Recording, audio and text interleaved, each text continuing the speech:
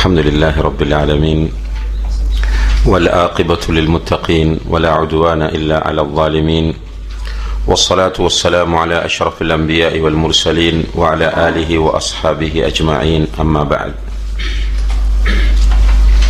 கண்ணியத்திற்குரிய சகோதர சகோதரிகளே, அல்லாஹுடைய கலாமையும் அல்லாஹுடைய தூதர் ஸல்லல்லாஹு அலைஹி வஸல்லம் அவர்களுடைய பொன்மொழிகளையும் கேட்டவர்களாக அமர்ந்திருக்கக்கூடிய இந்த நேரத்தில் இஸ்லாத்தின் அடிப்படைகளை சொல்லித்தரக்கூடிய அகீதா வகுப்பிலே இப்போது நாம் நுழைந்திருக்கின்றோம். ஷேக் அப்துல்லாஹ் அல் ஜபீரின் ஹஃபிதஹுல்லா அவர்களுடைய முக்தசர் தஸ்ஹீலுல் அகீதா அல் இஸ்லாமியா என்ற நூலை தொடர்ச்சியாக நாம் பார்த்து வருகின்றோம். இறுதியாக நடைபெற்ற வகுப்பிலே தௌஹீதை பாழாக்கும் அம்சங்கள் நவாகிது தௌஹீத் என்பதில் முதலாவது அம்சமாகிய ஷிர்கை பற்றி விரிவாக பார்த்தோம். எப்படி ஷிர்க் தௌஹீதை உடைக்கும், ஷிர்கினால் ஏற்படக்கூடிய மோசமான விளைவுகள் என்ன என்பவற்றையெல்லாம் விரிவாக இந்த தலைப்பிலே ஷேக் அவர்கள் நமக்கு விளக்கினார்கள். இன்று இன்ஷா அல்லாஹ் தௌஹீதை பாழாக்கக்கூடிய, தௌஹீதை உடைக்கக்கூடிய இரண்டாவது அம்சமாகிய அந்நிஃபாக்குல் அக்பர் என்ற பெரிய நிஃபாக் பற்றி நாம் பார்க்க இருக்கின்றோம். பொதுவாக நிஃபாக் என்பதை அறிஞர்கள் இரண்டாக பிரிக்கிறார்கள். ஒன்று நிஃபாக் இஅ்திகாதி, அதைத்தான் நிஃபாக்குல் அக்பர் என்று சொல்வது. மிக அவசியமான ஒரு தலைப்பு, கவனமாக பார்க்க வேண்டிய ஒரு தலைப்பு. நிஃபாக் என்பதை அறிஞர்கள் இரண்டாக பிரிக்கிறார்கள். ஒன்று அந்நிஃபாக் அல் இஅ்திகாதி அல்லது அந்நிஃபாக் அல் அக்பர், பெரிய நிஃபாக் அல்லது கொள்கை சார்ந்த நிஃபாக்.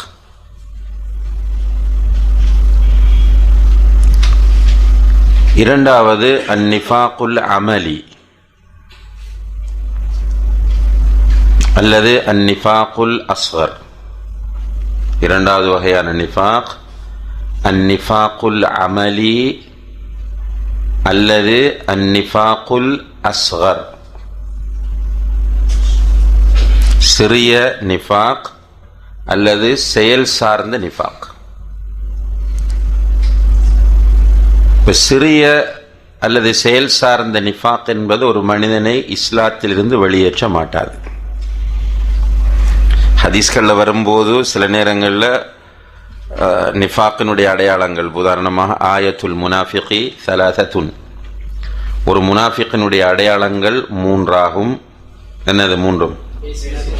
பேசினால் பொய் பேசுவான், வாக்களித்தால் மாறு செய்வான், அமானிதத்திற்கு மோசடி செய்வான். இது நிஃபாக் அமலி. இதை செய்கிற ஒருவன் இஸ்லாத்தை விட்டு வெளியேறுவதில்லை. இவனுக்கு போய் நம்ம இன்னல் முனாஃபிகீன ஃபி தர்கில் அஸ்ஃபலி மினன் நார் என்ற குர்ஆன் வசனத்தை, முனாஃபிக்குகள் நரகத்தின் அடித்தட்டில் இருப்பார்கள் என்ற குர்ஆன் வசனத்தை இவனுக்கு நாம் பிரயோகிக்க முடியாது, கூடாது. இதை சரியாக பிரித்து புரிந்து கொண்டால்தான் நமக்கு இந்த இதோட தொடர்பாக வரக்கூடிய குர்ஆன் வசனங்களும் ஹதீஸ்களும் சரியாக புரியும். உண்மையிலேயே மக்கள் என்ன செய்கிறோம் என்றால், தர்ஜமாவை பார்க்கறது, ஹதீஸ் தர்ஜமாவோ அல்லது குர்ஆன் தர்ஜமாவோ, எங்கெல்லாம் நிஃபாக் முனாஃபிக் என்று வருகிறதோ அதை எடுத்து ஒட்டுமொத்தமாக பயன்படுத்தி விடுவது. அகீதாவில் இருந்தாலும் சரி, அமல் இருந்தாலும் சரி, எல்லாமே ஒன்று போன்று பார்க்கக்கூடிய நிலை உருவாம். இதனால் என்ன விளைவு வரப்போகுது? ஒரு பொய் சொல்லலான்னா அவனை முனாஃபிக் என்று சொல்கிறோம் ஈஸியா. பொய் பேசுகிறவனை இப்படி முனாஃபிக் என்று சொல்றது. முனாஃபிக்களுடைய ஒரு பண்பு அவனிடம் இருக்கிறது. இப்போ முனாஃபிக்களுடைய ஒரு பண்பு இருப்பதற்கும் அவன் முனாஃபிக்காக மாறுவதற்கும் இடையில் மிகப்பெரிய வித்தியாசம் இருக்கிறது. இப்போ நிஃபாக் அஸ்கர், நிஃபாக் அமலி என்பது இஸ்லாத்தை விட்டு வெளியேற்றுவதோ தௌஹீதை பாழாக்குவதோ கிடையாது. எனவே தான் அதை பற்றி ஷேக் அவர்கள் இங்கே பேசவில்லை. ஷேக் நிஃபாக் அக்பரை பற்றித்தான் இங்கே பேசுகிறார். நிஃபாக்குல் அக்பர் என்றால் என்ன, அல்லது நிஃபாக்குல் இஅ்திகாதி என்றால் என்ன? கொள்கையில் ஏற்படக்கூடிய நிஃபாக். கொள்கையில் ஏற்படக்கூடிய நிஃபாக், அதாவது அல்லாஹ், மலக்குகள், வேதங்கள், தூதர்கள் மற்றும் மறுமை நாள் ஆகியவற்றை ஈமான் கொள்வதாக வெளிப்படையில் காட்டிக்கொண்டு அதற்கு மாற்றமான கொள்கையை மனதில் கொண்டிருப்பது. வெளியில பார்த்தீங்கன்றால் அவர் ஈமான் கொள்ள வேண்டிய எல்லா அம்சங்களையும் ஈமான் கொண்டது போன்று காட்டிக்கொள்வார். ஆனால் உள்ளூர் அவருக்கு டவுட் இருக்கும். ஷேக் அவர்கள் குறிப்பிட்ட 5 குறிப்பிட்டிருக்கிற 6 விஷயங்களும் இதில் உள்ளடங்கும். இந்த வரைவிலக்கணம் ஷேக் ஜப்ரின் தந்திருக்கிற வரைவிலக்கணம். ஆனால் ஈமானுடைய 6 அம்சங்களும் இதுக்குள்ள வரும். கலா கதிரில் டவுட் இருந்தாலும் அவர் முனாஃபிக். வெளியில் வெளிப்படையில் அவர் ஈமான் கொள்ள வேண்டிய 6 அம்சங்களையும் ஈமான் கொள்வதாக மக்கள் மத்தியிலே காட்டிக்கொள்வார். ஆனால் அவருடைய உள்ளத்தில் அதில் டவுட் இருக்கும், அல்லது உள்ளத்தில் அதை ஏற்றுக்கொள்ளாமல் இருப்பார். இவர்தான் முனாஃபிக் அக்பர் அல்லது நிஃபாக் இஅ்திகாதி என்ற அந்த வகையை பின்பற்றுகிறவர். இவ்வாறான நிஃபாக் இஅ்திகாதியோடு இருக்கிறவருக்கு என்ன தீர்ப்பு மார்க்கத்தில்? இவர் முர்தத். தான் ஷேக் சொல்றார், ஷிர்குல் அக்பர் மற்றும் குஃப்ருல் அக்பரை செய்பவனுக்கு என்ன தீர்ப்போ அதே தீர்ப்பு தான் இவர்களுக்கு. நிஃபாக்குல் இஅ்திகாதியோடு ஒருவன் இருந்தால் இதில் பெரும்பாலும் ஜட்ஜ் பண்றது கஷ்டம். அடுத்தவனுக்கு நம்ம ஜட்ஜ்மெண்ட் பண்ண முடியாது. ஆனால் நமக்கு நம்ம ஒரு தீர்ப்பு எடுத்துக் கொள்ளலாம். அவரவர் நான் என்ன நிலையில் இருக்கிறேன் என்பதை தீர்மானித்துக் கொள்ள முடியும். அடுத்தவர்களுடைய விஷயத்தில் ஜட்ஜ் பண்றது ரொம்ப கஷ்டமானது. இந்த கொள்கையோடு ஒருவன் இருந்தால் அவனுடைய தீர்ப்பு குஃப்ருல் அக்பரை செய்கிறவனுக்கு என்ன தீர்ப்போ, ஷிர்குல் அக்பரை செய்பவனுக்கு என்ன தீர்ப்போ அதே தீர்ப்பு தான். எனவேதான் அல்லாஹு தஆலா சூரத்து நிசா 145வது வசனத்தில் சொல்கிறான், இன்னல் முனாஃபிகீன ஃபித் தர்கில் அஸ்ஃபலி மினன் நார். முனாஃபிக்குகள் நரகத்தின் ஆக கீழ்த்தட்டில் இருப்பார்கள். உண்மையிலே டேஞ்சரஸ் மக்கள் இவங்க தான். காஃபிர் பிரச்சனை இல்லை, நமக்கு யூதன் பிரச்சனை இல்லை, கிறிஸ்தவர்கள் பிரச்சனை இல்லை. ஒப்பீட்டு ரீதியில் ஆக டேஞ்சரான மக்கள் யாரு? முனாஃபிக்குகள். உள்ளொன்று புறமொன்று, இனங்கண்டு கொள்ள தெரியாது. ரசூலுல்லாஹி அலைஹி வஸல்லம் அவர்களுக்கு ஏற்பட்ட மிகப்பெரிய தலையீடு இந்த கூட்டத்தினால் தான். யூதன் நேரடியாக எதிர்த்தான், முஷ்ரிக்குகள் நேரடியாக எதிர்த்தார்கள். ஆனால் முனாஃபிக்குகளை பொறுத்தவரையில் பச்சோந்திகள். அவருடைய தன்மைகளை பற்றி பின்னால் வரும் ஒவ்வொன்றாக எப்படி அவங்க நடந்து கொள்வார்கள் என்பது. எனவே முஸ்லிம் உம்மத்திற்கு ஆகப்பெரிய சவால் முனாஃபிக்குகள். நமக்கு தீர்மானிக்க முடியாது. ரசூலுல்லாஹி அலைஹி வஸல்லம் அவர்கள் எப்படி கண்டுபிடித்தார்கள்? வஹி தான் கண்டுபிடித்தார்கள். இவரெல்லாம் முனாஃபிக் என்பதை ரசூலுல்லாஹி அலைஹி வஸல்லம் அவர்கள் அடையாளம் கண்டுகொண்டது வஹியினுடைய உதவியால். இல்லை என்றால் அவங்களுக்கு தெரியாது. சில நேரங்களில் சஹாபாக்கள் யாராவது முனாஃபிக் என்று சொன்னால் ரசூலுல்லாஹி அலைஹி வஸல்லம் தடுத்தாங்க, சொல்லாதீங்க என்றால் சொல்ல முடியாது, நமக்கு தெரியாது. நம்மளோட இருப்பான், நம்மளை பார்த்து சிரிப்பான், நல்ல ஐடியா தருவான், தந்த ஐடியாவை வெளியே போய் திரும்ப லீக் ஆக்குவான். இப்படி நான் ஐடியா கொடுத்திருக்கிறேன் என்று காட்டி கொடுக்கக்கூடியவன். எனவேதான் இவனுக்குரிய ஹுக்கும் என்ன? முர்தத். இவன் முஷ்ரிக், காஃபிர், அதை விட கேவலமானவன். முஷ்ரிக்குகள் எல்லாம் நரகத்தில் கிடப்பார்கள், இவன் நரகத்தின் அடித்தட்டில் இருப்பான். முனாஃபிக்குகளை ஏன் நாம் காஃபிர்கள் என்று சொல்கிறோம் என்றால் அவங்கள்ட்ட குஃப்ரியத்தான நிறைய செயல்கள் இருக்கின்றன. முனாஃபிக்குகளிடம் இருக்கக்கூடிய குஃப்ரியத்தான செயல்கள், சிலதை இங்கே ஷேக் அவர்கள் பட்டியலிடுகிறார்கள். ஒன்று, அல் இஸ்திஹ்ஸாஉ பில்லாஹி வ பிரசூலிஹி வ பில் குர்ஆன். அல்லாஹ்வையும் அவனது தூதரையும் அல் குர்ஆனையும் பரிகாசம் செய்வது. இது அவர்களுடைய குஃப்ரியத்தான முதல் பண்பு. அல்லாஹு தஆலா சொல்கிறான் சூரத்துல் தௌபா 65, 66 வசனங்களில், وَلَئِنْ سَأَلْتَهُمْ لَيَقُولُنَّ إِنَّمَا كُنَّا نَخُوضُ وَنَلْعَبُ. நபியே, அவர்களிடம் நீர் கேட்டால் நிச்சயமாக நாம் விளையாடினோம், கேலியாக சொன்னோம் என்று சொல்வார்கள். குல் அபில்லாஹி வ ஆயாத்திஹி வ ரசூலிஹி குந்தும் தஸ்தஹ்சிஊன். நபி, அவர்களிடம் நீர் கேளும், அல்லாஹ்வையும் அவனுடைய வேத வசனங்களையும் தூதரையுமா நீங்கள் பரிஹசிக்கிறீர்கள்? லா தஅ்ததிரு, நியாயம் சொல்லாதீர்கள். கேலி செய்துவிட்டு பிறகு நியாயம் சொல்லாதீர்கள். கது கஃபர்தும் பஅத ஈமானிக்கும், நீங்கள் ஈமான் கொண்ட பிறகு குஃப்ரை செய்து விட்டீர்கள். இந்த வசனத்தை புரிகிறது இதனுடைய சபப் நுசூல் தெரிய வேண்டும். பொதுவாக குர்ஆனை பொறுத்தவரை சும்மா படிச்சுட்டு போனால் சும்மா மேலோட்டமான இன்ஃபர்மேஷன் உங்களுக்கு கிடைக்கும். ஆனால் அந்த வசனத்தினுடைய சரியான அர்த்தம் புரிய வேண்டுமாக இருந்தால் சபபு நுசூல் தெரிய வேண்டும். சபபு நுசூல் தெரிய வேண்டும் என்றால் நிறைய தேட வேண்டும். உங்களிடத்தில் சபபு நுசூலை தெரிவதற்கு இருக்கிற வழி என்ன? உங்களுக்கு அரபு தெரியாமல் இருக்கிற மக்களுக்கு இருக்கிற வழி என்ன? தப்சீர். என்ன தப்சீர்? இப்னு கசீர். இப்னு கசீர் டிரான்ஸ்லேஷன் கிடையாது தமிழ்ல. தப்சீர் இப்னு கசீர் டிரான்ஸ்லேஷன் தமிழ்ல இல்லை. வந்திருக்கிற டிரான்ஸ்லேஷன் எது என்றால் முக்தசர். யார் இख्तिसार பண்ண தெரியுமா? இப்போ மொழிபெயர்க்கப்பட்டிருக்க தர்ஜுமாவா தப்சீரா? முஹம்மது அலி சாபூனி. முஹம்மது அலி அஸ்ஸாபூனியுடைய இख्तिसार, அவர் சுருக்கிறத தர்ஜமா செய்திருக்கிறார்கள்.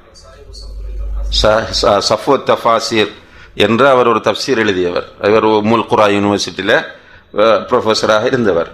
ஆனால் முஹம்மது அலி சாபூனி வஃபரல்லாஹு லஹு, அவர் கடைசி வரைக்கும் அஷ்அரிய மன்ஹஜில் இருந்தவர். அஷ்அரியாண்டா சொல்லியிருக்கிறோம் ஏற்கனவே. யார் அஷ்அரியாக்கள்? அல்லாஹுடைய பண்புகளில் இல்ல தஅவீல் செய்யக்கூடியவர்கள். அஷ்அரியாக்கள் என்பவர்கள் அல்லாஹுடைய பண்புகளில் தஅவீல் செய்யக்கூடியவர்கள். அது வழிகட்ட ஒரு கொள்கை. காஃபிர் அல்ல. அஷ்அரியாக்கள் காஃபிர்கள் என்று யாரும் சொல்றல்ல. ஆனா அவங்க அஹ்லு சுன்னா வல் ஜமாஅத்தினுடைய சரியான மன்ஹஜில் உள்ளவர்கள் அல்ல. அவங்க தங்களே அஹ்லு சுன்னா என்று சொல்லுவார்கள். மாத்துரிதியாக்களும் தங்களை அஹ்லு சுன்னா என்று சொல்வார்கள். ஆனால் உண்மையில் அவர்கள் அஹ்லு சுன்னா அல்ல. அஹ்லு சுன்னா என்றால் சுன்னாவை பின்பற்ற வேண்டும், ஜமாஅத்து சஹாபாவை பின்பற்ற வேண்டும். அப்ப ஜமாஅத்து சஹாபா அல்லாஹுடைய சிஃபாத்துகள் எல்லாவற்றையும் வந்தபடி ஏற்றுக்கொண்டார்கள். அல்லாஹ் கை இருக்கிறது என்றால் லஹு யதுன் அவ் யதானி தலிகு பி ஜலாலிஹி வ அஸமதிஹி, அல்லாஹுடைய அந்தஸ்திற்கும் கண்ணியத்திற்கும் உரிய முறையில் அல்லாஹுக்கு கை இருக்கிறது என்று சொல்பவர்கள் தான் யாரு? அஹ்லு சுன்னா வல் ஜமா. அஷாயிராக்கள் என்ன சொல்லுவாங்க? அல்லாஹுடைய கை என்பது அல்லாஹுடைய சக்தியாகும். அல்லாஹ் இறங்குகிறான் என்றால் அல்லாஹுடைய அருள் இறங்குகிறது என்பதாகும் என்று தஅவீல் செய்யக்கூடியவர்கள் முஅவ்விலாக்கள். இப்போ இந்த மன்ஹஜில் தான் யார் இருந்தவர்? முஹம்மது அலி சாபூனி. ரைட். அப்போ அவர் சுருக்கினார். சுருக்கிய அந்த தப்சீர் தான் நமக்கு சுருக்கமான தப்சீர். அதில் அழகான ஒரு தப்சீர் வந்திருக்கு, அல் மிஸ்பாஹுல் முனீர் ஃபி தஹ்தீபி தப்சீர் இப்னு கஸீர் என்று. அல் மிஸ்பாஹுல் முனீர் ஃபி தஹ்தீபி தப்சீரி இப்னு கஸீர் என்று. சாபூனியுடைய விட இந்த மிஸ்பாஹுல் முனீர் மிக சிறந்தது. மொழிபெயர்க்கிறதுக்கும் வசதியானது, ஒரு வால்யூம் தான். அப்போ என்ன சொல்ல வருகிறேன் என்றால், இப்னு கஸீரை பார்த்தேன் என்றது ஒரிஜினல் இப்னு கஸீர் அல்ல இது. அதுக்காக இது 100% தப்புன்னு நான் சொல்லலை, அதையும் புரிந்து கொள்ளுங்கள். இப்னு கஸீர் ரஹ்மத் ட்ரஸ்டால போட்டிருக்கக்கூடிய இப்னு கஸீர் இல்லை என்று சொல்லிவிட்டார். அது இப்னு கஸீரினுடைய சுருக்கம். நன்றாக புரிந்து கொள்ள வேண்டும் சொல்லக்கூடிய செய்தியை. ஆனால் அதில் முழு விவரமும் இருக்காது. இப்போ இது மாத்திரம்தான் உங்களிடம் இப்போதைக்கு உள்ள ஒரு சோர்ஸ். இதை ஏன் நான் வலியுறுத்தி சொல்லுகிறேன் என்றால், இந்த நீங்களும் ஆலிம்களாகலாம் என்ற கான்செப்ட் உடைக்கப்படணும். 3 மாதத்தில் ஆலிம்களாகலாம், 6 மாதத்தில் ஆலிம்களாகலாம் என்ற கான்செப்ட் சரியான முறையில் நீங்கள் தீனை புரிய வேண்டுமாக இருந்தால் என்ன தெரிய வேண்டும்? அது ஓகே, அந்த பேசிக் போக ஷேகிட் இருந்தாலும் அரபு மொழி தெரிய வேண்டும். அரபு மொழி தெரிந்தால்தான் நீங்களாக போய் பார்க்கலாம். நீங்க ஷேகிட்ட படித்தாலும் எல்லாமே ஷேகிட்ட கேட்டுக்கொண்டிருக்க முடியுமா? இப்ப நாங்க கிளாஸுக்கு வரோம், ஷேக் வந்தார், எல்லாமே ஷேக் உதைமீன் ரஹ்மத்துல்லாஹி அவர்களுடைய ஷரஹில் மாத்திரம் நாம் இருந்து வந்து கிளாஸ் நடத்த முடியாது. அல்ல தப்சீர் ஷேக் உதைமீனுடைய இதில் அதை மாத்திரம் பார்த்து கொண்டு வந்து கிளாஸ் நடத்த முடியாது. நாங்களும் தேட வேண்டும். நாங்கள் தேடுவதற்கு எங்களுக்கு உதவி செய்வது எது? அரபு மொழி. எனவே அதை புரிந்து கொள்ளுங்கள். அரபு மொழி இமாம் இப்னு தைமியா ரஹ்மத்துல்லாஹி அவர்கள் சொல்லுகிறார்கள், மாலா யத்திமுல் வாஜிபு இல்லா பிஹி ஃபஹுவ வாஜிப். ஒரு வாஜிபை அடைவதற்கு இன்னும் ஒன்று தேவையாக இருந்தால் அதுவும் வாஜிப் தான். வாஜிப் நிறைவேறுவதற்கு எது அவசியமோ அதுவும் வாஜிப் தான். இந்த வகையில் இக்திலா உஸ்ஸராத்தில் முஸ்தகீம் என்ற அவர்களுடைய புத்தகத்தில் சொல்கிறார்கள், இந்த வகையில் அரபு மொழியை கற்பது வாஜிபாகும். அதுக்கு வாய்ப்பு கிடைக்கும் போது பயன்படுத்துங்க. நிறைய வாய்ப்பு, சென்னையை பொறுத்தவரையில் அரபு மொழி படிப்பதற்கு உங்களுக்கு வாய்ப்பு இருக்கிறது. இது நான் தொடர்ந்து சொல்லக்கூடிய மிக முக்கியமான அடிப்படை என்னவென்றால், இல்ம், தலபுல் இல்ம் யாருக்காக? ஃபர்ஸ்ட்டுக்கு நமக்காக.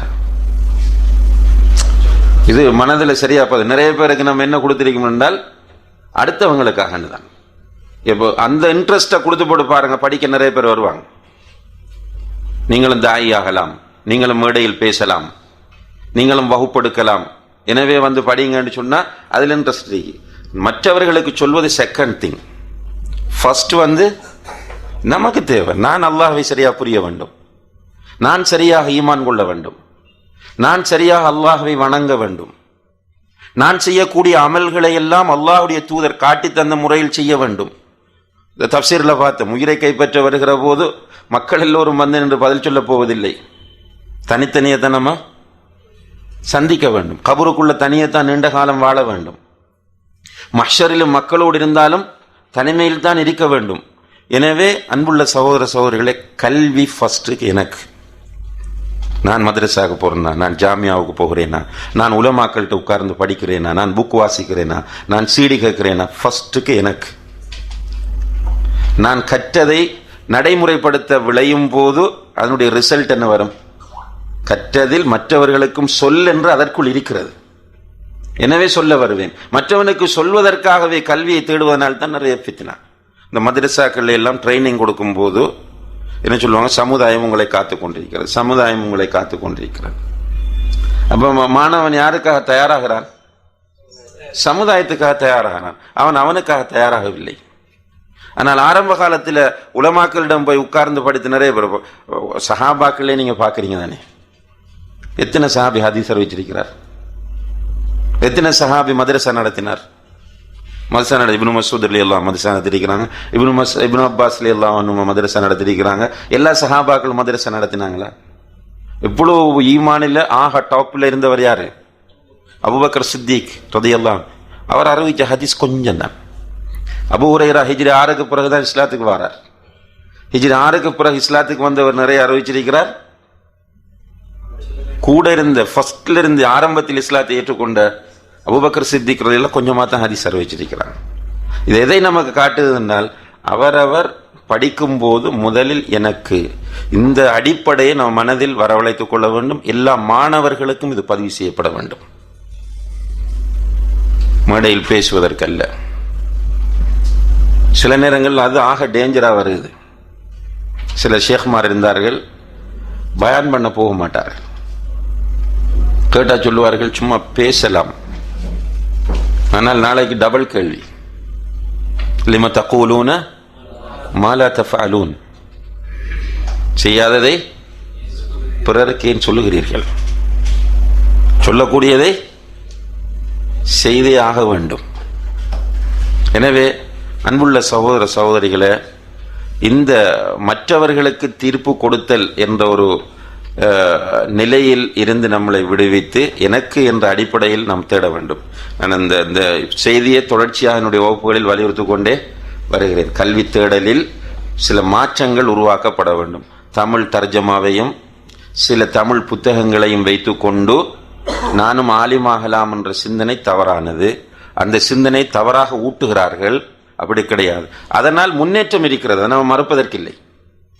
தர்ஜமத்துல் குர்ஆன், தர்ஜமத்துல் தஃப்சீர், தர்ஜமத்துல் அஹாதீஸ் இவைகளை படிப்பதனால் நிறைய முன்னேற்றம் இருக்கிறது. இதை படித்துவிட்டு நீங்கள் ஒரே அடியாக முடிவெடுக்க முடியாது. இப்ப இந்த குர்ஆன் வசனம் பூரணமாக புரியுதா உங்களுக்கு? சூரத்து தௌபாவினுடைய 65, 66 வசனத்தை தர்ஜமா எடுத்து படித்தால், வலைன் சஅல்தஹும், நபியனில் அவர்களிடம் கேட்டால், லயகூலுன்ன இன்னமா குன்னா நஹூது வ நலப், சும்மா நாங்கள் மூழ்கி இருந்து விளையாடி அப்படி சொன்னோம். குல் அபில்லாஹி வ ஆயாத்திஹி வ ரசூலிஹி குந்தும் தஸ்தஹ்சிஊன். இதுக்கு பின்னணி ஒன்று இருக்கிறது. குர்ஆன் வசனத்திற்கு வரக்கூடிய பின்னணியை சபபுன் நுசூல் என்று சொல்லுவோம். ஹதீஸுக்கு வரக்கூடிய பின்னணியை எப்படி சொல்லுவோம்? சபபுல் வுரூத். சபபுல் வுரூத் அல்லது சபபு வுரூதில் ஹதீஸ். சபபு வுரூதில் ஹதீஸ்.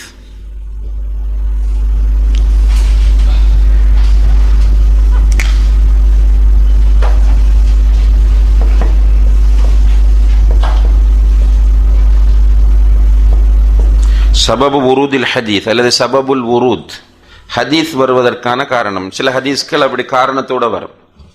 அந்த காரணங்கள் தெரியும் போது அந்த வசனங்களை, அந்த ஹதீஸை புரிந்து கொள்வது இலகுவாக இருக்கும். இதை புரிய வேண்டுமாக இருந்தால் கண்டிப்பாக அரபியில் தேடக்கூடிய ஆற்றல் ஒருவரிடம் இருந்தால்தான் தெரியலாம். அந்த சில சம்பவம் இப்னு கஸீரில் ஒரு சம்பவம் சொல்லியிருப்பாங்க உதாரணமாக. ஆனால் அதனுடைய சனதுடைய நிலை என்ன, அந்த சம்பவம் சஹீஹானது தானா என்பதை திரும்ப உறுதிப்படுத்த வேண்டிய தேவை நமக்கு ஏற்படும். ரைட். இந்த வசனம் அருளப்படுவதற்கான முக்கியமான காரணம் என்னவென்றால், இப்னு உமர் ரலியல்லாஹு அன்ஹுமா அவர்கள் சொல்லுகிறார்கள், தபூக்கில் ஒரு இடத்தில் வைத்து ஒரு முனாஃபிக் சொன்னார், ரசூலுல்லாஹி அலைஹி வஸல்லம் அவர்களின் சஹாபாக்களையும் காண்பித்து, இந்த குர்ஆனை ஓதுகிறார்களே, இந்த குர்ஆனை ஓதக்கூடியவர்களை பொறுத்தவரையில் நிறைய வயிறு வளர்க்கக்கூடியவர்கள் சொல்றார், ஹிண்ட் அடிக்கிறார். இவங்க வயிறு வளர்க்கக்கூடியவர்கள், கோழைகள், இவர்கள் பலவீனமானவர்கள் என்று இவர்களை இழிவாக பேசுகிறார். யார்? ரசூலுல்லாஹி அலைஹி வஸல்லம் அவர்களையும் சஹாபாக்களையும். சாப்பாட்டு விரும்பிகள், அதே போன்று யுத்தங்களில் போய் நின்று பிடிக்க முடியாத கோழைகள் என்று பேசிய போது ஒரு சஹாபி அதை கண்டிக்கிறார். நீ இப்படி பேசுகிறாய், இதை அல்லாஹ்வுடைய தூதரிடத்தில் நான் சொல்லுவேன் என்று.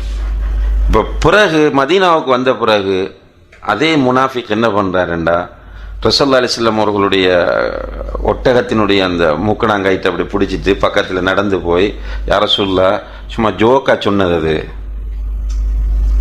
நாங்கள் சீரியஸாக சொல்லவில்லை, இப்படி சாப்பாடு விரும்பிகள், கோழைகள் இதெல்லாம் சொன்னது உண்மைதான், அது ஒரு ஜோக்கான சிச்சுவேஷனில் சொன்னதா, நான் உண்மையாக நான் அப்படி சொல்லலை என்று அல்லாஹுடைய தூதரிடத்தில் வந்து சொல்லுகிறார். அதுதான் வல இன் சஅல்தஹும் லயகூலுன்ன இன்னமா குன்னா நஹூது வ நலஅப், நாங்கள் சும்மா ஜோக்கில் மூழ்கி இருந்து விளையாட்டாக சொன்னோம். அப்போ அல்லாஹ் சொல்றான், குல், அவர்கிட்ட கேளும், அபில்லாஹி வ ஆயாத்திஹி வ ரசூலிஹி குன்தும் தஸ்தஹ்சிஊன், அல்லாஹ்வையும் அல்லாஹுடைய தூதரையும் அவனுடைய வேத வசனங்களையுமா நீங்கள் பரிகாசம் செய்கிறீர்கள். லா தஅ்ததிரு, நீங்கள் இப்போ வந்து நியாயங்கள் எல்லாம் சொல்ல வேண்டிய அவசியம் இல்லை. கது கஃபர்தும் பஅத ஈமானிக்கும், உங்களுடைய ஈமானுக்கு பிறகு நீங்கள் நிராகரித்து விட்டீர்கள். இப்போ அல்லாஹ்வை, அல்லாஹுடைய தூதரை, அல்லாஹுடைய வேதத்தை ஒருவர் பரிகாசம் செய்தால் அவர் முனாஃபிக்காக இருப்பார். ஒரு காஃபிர் பரிகாசம் செஞ்ச அவர் முனாஃபிக் இல்லை, அவர் காஃபிர் தான். முஸ்லிம் என்று தன்னை சொல்லிக் கொண்டு ஒருவர் பரிகாசம் செய்தால் முனாஃபிக்காக விடுவார். டேஞ்சரான ஒரு மேட்டர் இது. இன்றைக்கு ஹதீஸை பரிகாசம் செய்கிறாங்க, இது தொடர்ச்சியாக இருந்து வரக்கூடியது. ஹதீஸை பரிகாசம் செய்வது யாரை பரிகாசம் செய்வது? அல்லாஹ்வுடைய தூதரை பரிகாசம். நிஃபாக் இது. நமக்கு மனச்சாட்சி அடிப்படையில் ஹதீஸ் என்று தெரியுது. ஏதோ ஒரு வாதத்தையும் ஒரு கொள்கையை மக்கள் மத்தியில் வைத்து விட்டோம் என்பதற்காக, நிலைநாட்டுவதற்காக அந்த இடங்கள்ல ஒரு சிரிப்பு. நீங்கள் பார்த்துருக்கீங்க, அந்த ஹதீஸை மறுக்கிறவங்க பேசும்போது பார்ப்பீங்க. அந்த அந்த இதை ஒரு நக்கலாகவே, ஒரு கேலியாகவே ஆக்கி பேசுவது. அல்லாஹ் பாதுகாக்க வேண்டும், உணர வேண்டும். சாதாரணமான விஷயம் அல்ல. நிஃபாக்குல் அக்பர் என்பது ஒரு மனிதனை நரகத்தின் ஆக கீழ்த்தட்டில் கொண்டு வந்து சேர்க்கக்கூடியது. அதே போல சூரத்துல் பக்கரா 14வது வசனத்தில் அல்லாஹ் தஆலா சொல்றான், வ இதா ஹலவ் இலா ஷயாத்தீனிஹிம் காலு இன்னா மஅக்கும். அவர்களுடைய ஷைத்தான்களோடு தனித்து விட்டால், அவர்களுடைய ஷைத்தான் என்பது முனாஃபிக்குகள். சூரத்துல் பக்கரா ஆரம்ப பகுதி முழுக்க முனாஃபிக்குகளை பற்றி பேசக்கூடியது.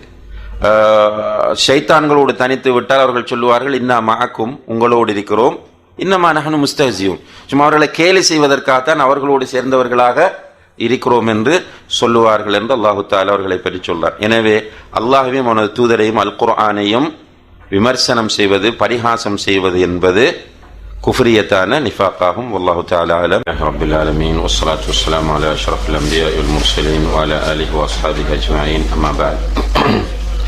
அன்புள்ள சகோதர சகோதரிகளே, முனாஃபிக்குகள், அகீதாவிலே நிஃபாக்குள்ள மக்கள், ஷிர்குல் அக்பர், குஃப்ருல் அக்பரை செய்பவர்களுக்கு சமமானவர்கள் என்பதை ஷேக் அவர்கள் குறிப்பிட்டு அதற்குரிய ஆதாரத்தை முன்வைத்தார்கள். அவர்களிடத்தில் காணப்படக்கூடிய குஃப்ரியத்தான அமல்கள் என்ற பட்டியலில் முதலாவதாக அல்லாஹ்வையும் அவனது தூதரையும் அல் குர்ஆனையும் பரிகாசம் செய்வது என்பதை குறிப்பிட்டு அதற்குரிய ஆதாரத்தை முன்வைத்தார்கள். இரண்டாவது அவரிடம் இருக்கக்கூடிய குஃப்ரியத்தான அமல் சப்புல்லாஹி தஆலா அவு சப்பு ரசூலிஹி ஸல்லல்லாஹு அலைஹி வஸல்லம் அவு தக்தீபுஹுமா. அல்லாஹ்வையும் அல்லாஹ்வுடைய தூதரையும் திட்டுவது, அல்லாஹ்வை திட்டுவது அல்லது அல்லாஹ்வுடைய தூதரை திட்டுவது அல்லது இரண்டு பேரையும் பொய்ப்பிப்பது. இது முனாஃபிக்குகளுடைய ஒரு பண்பு என்று இங்கே ஷேக் அவர்கள் குறிப்பிடுகிறார்கள். இதற்கு ஆதாரமாக சூரத்து தௌபா 58வது வசனத்தை கூறுகிறார்கள். அல்லாஹு தஆலா சொல்கிறான், வமின்ஹும் மன் யல்மிஸுக ஃபி ஸதகாத். அவர்களில் சதகாவுடைய விஷயத்தில் உன்னை குறை கூறுகிறவர்கள் இருக்கிறார்கள் என்று அல்லாஹு தஆலா சொல்கிறார். சதகாவுடைய விஷயத்தில் குறை கூறுவது என்பது யார் என்பதை பொறுத்தவரையில் இதில் பல சம்பவங்கள் இதுக்கு பின்னணியாக சொல்லப்படுது. அதில் பிரதானமாக ரசூலுல்லாஹி அலைஹி வஸல்லம் அவர்கள் ஒரு பங்கீடு செய்து கொண்டிருக்கும் போது, சதகா பொருட்களை பங்கீடு செய்து கொண்டிருக்கிறார்கள். அந்த நேரத்தில் துல் ஹுவைசிரா என்று சொல்லக்கூடிய ஒருவர், அவருடைய பேர் துல் ஹுவைசிரா.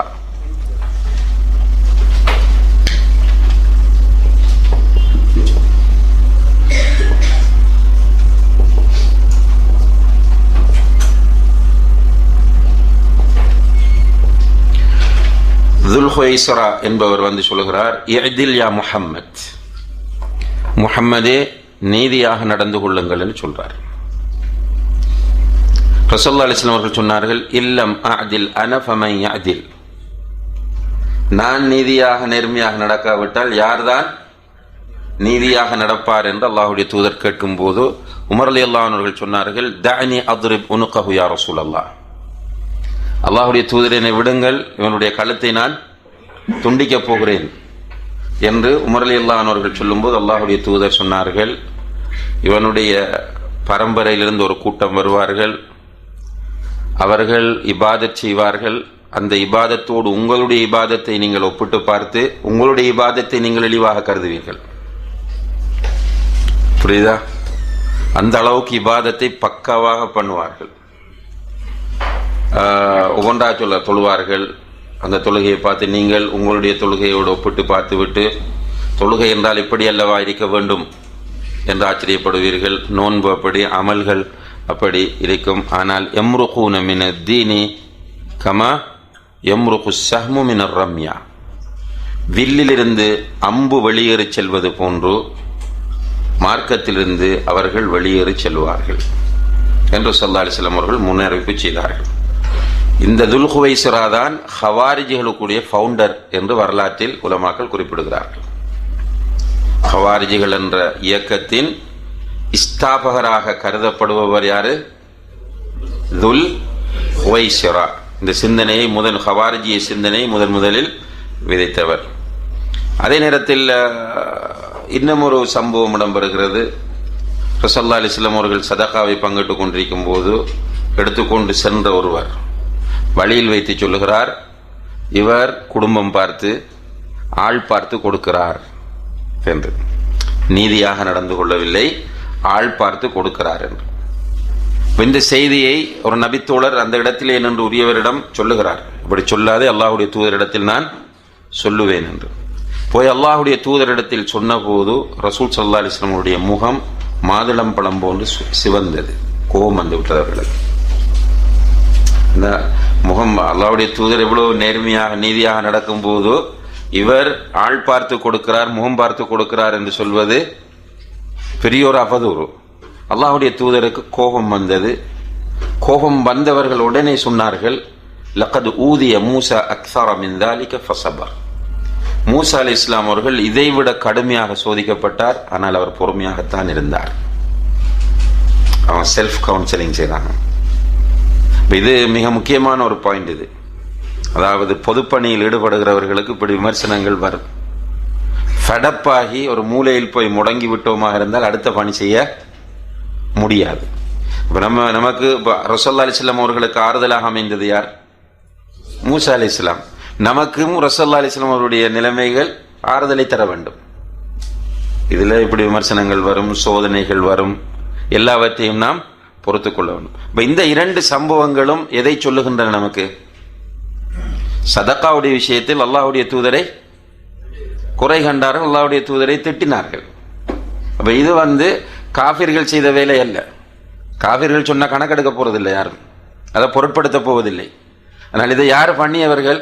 தங்களை முஸ்லீம்கள் என்று சொல்லிக் கொண்டிருந்த ஒரு கூட்டம் பண்ணியதனால் அவர்கள் செய்த அந்த செயல் குஃப்ரியத்தான ஒரு செயல். எனவேதான் அவர்கள் குஃப்ருல் அக்பரில் விழுந்தவர்களாக கருதப்படுகிறார்கள்.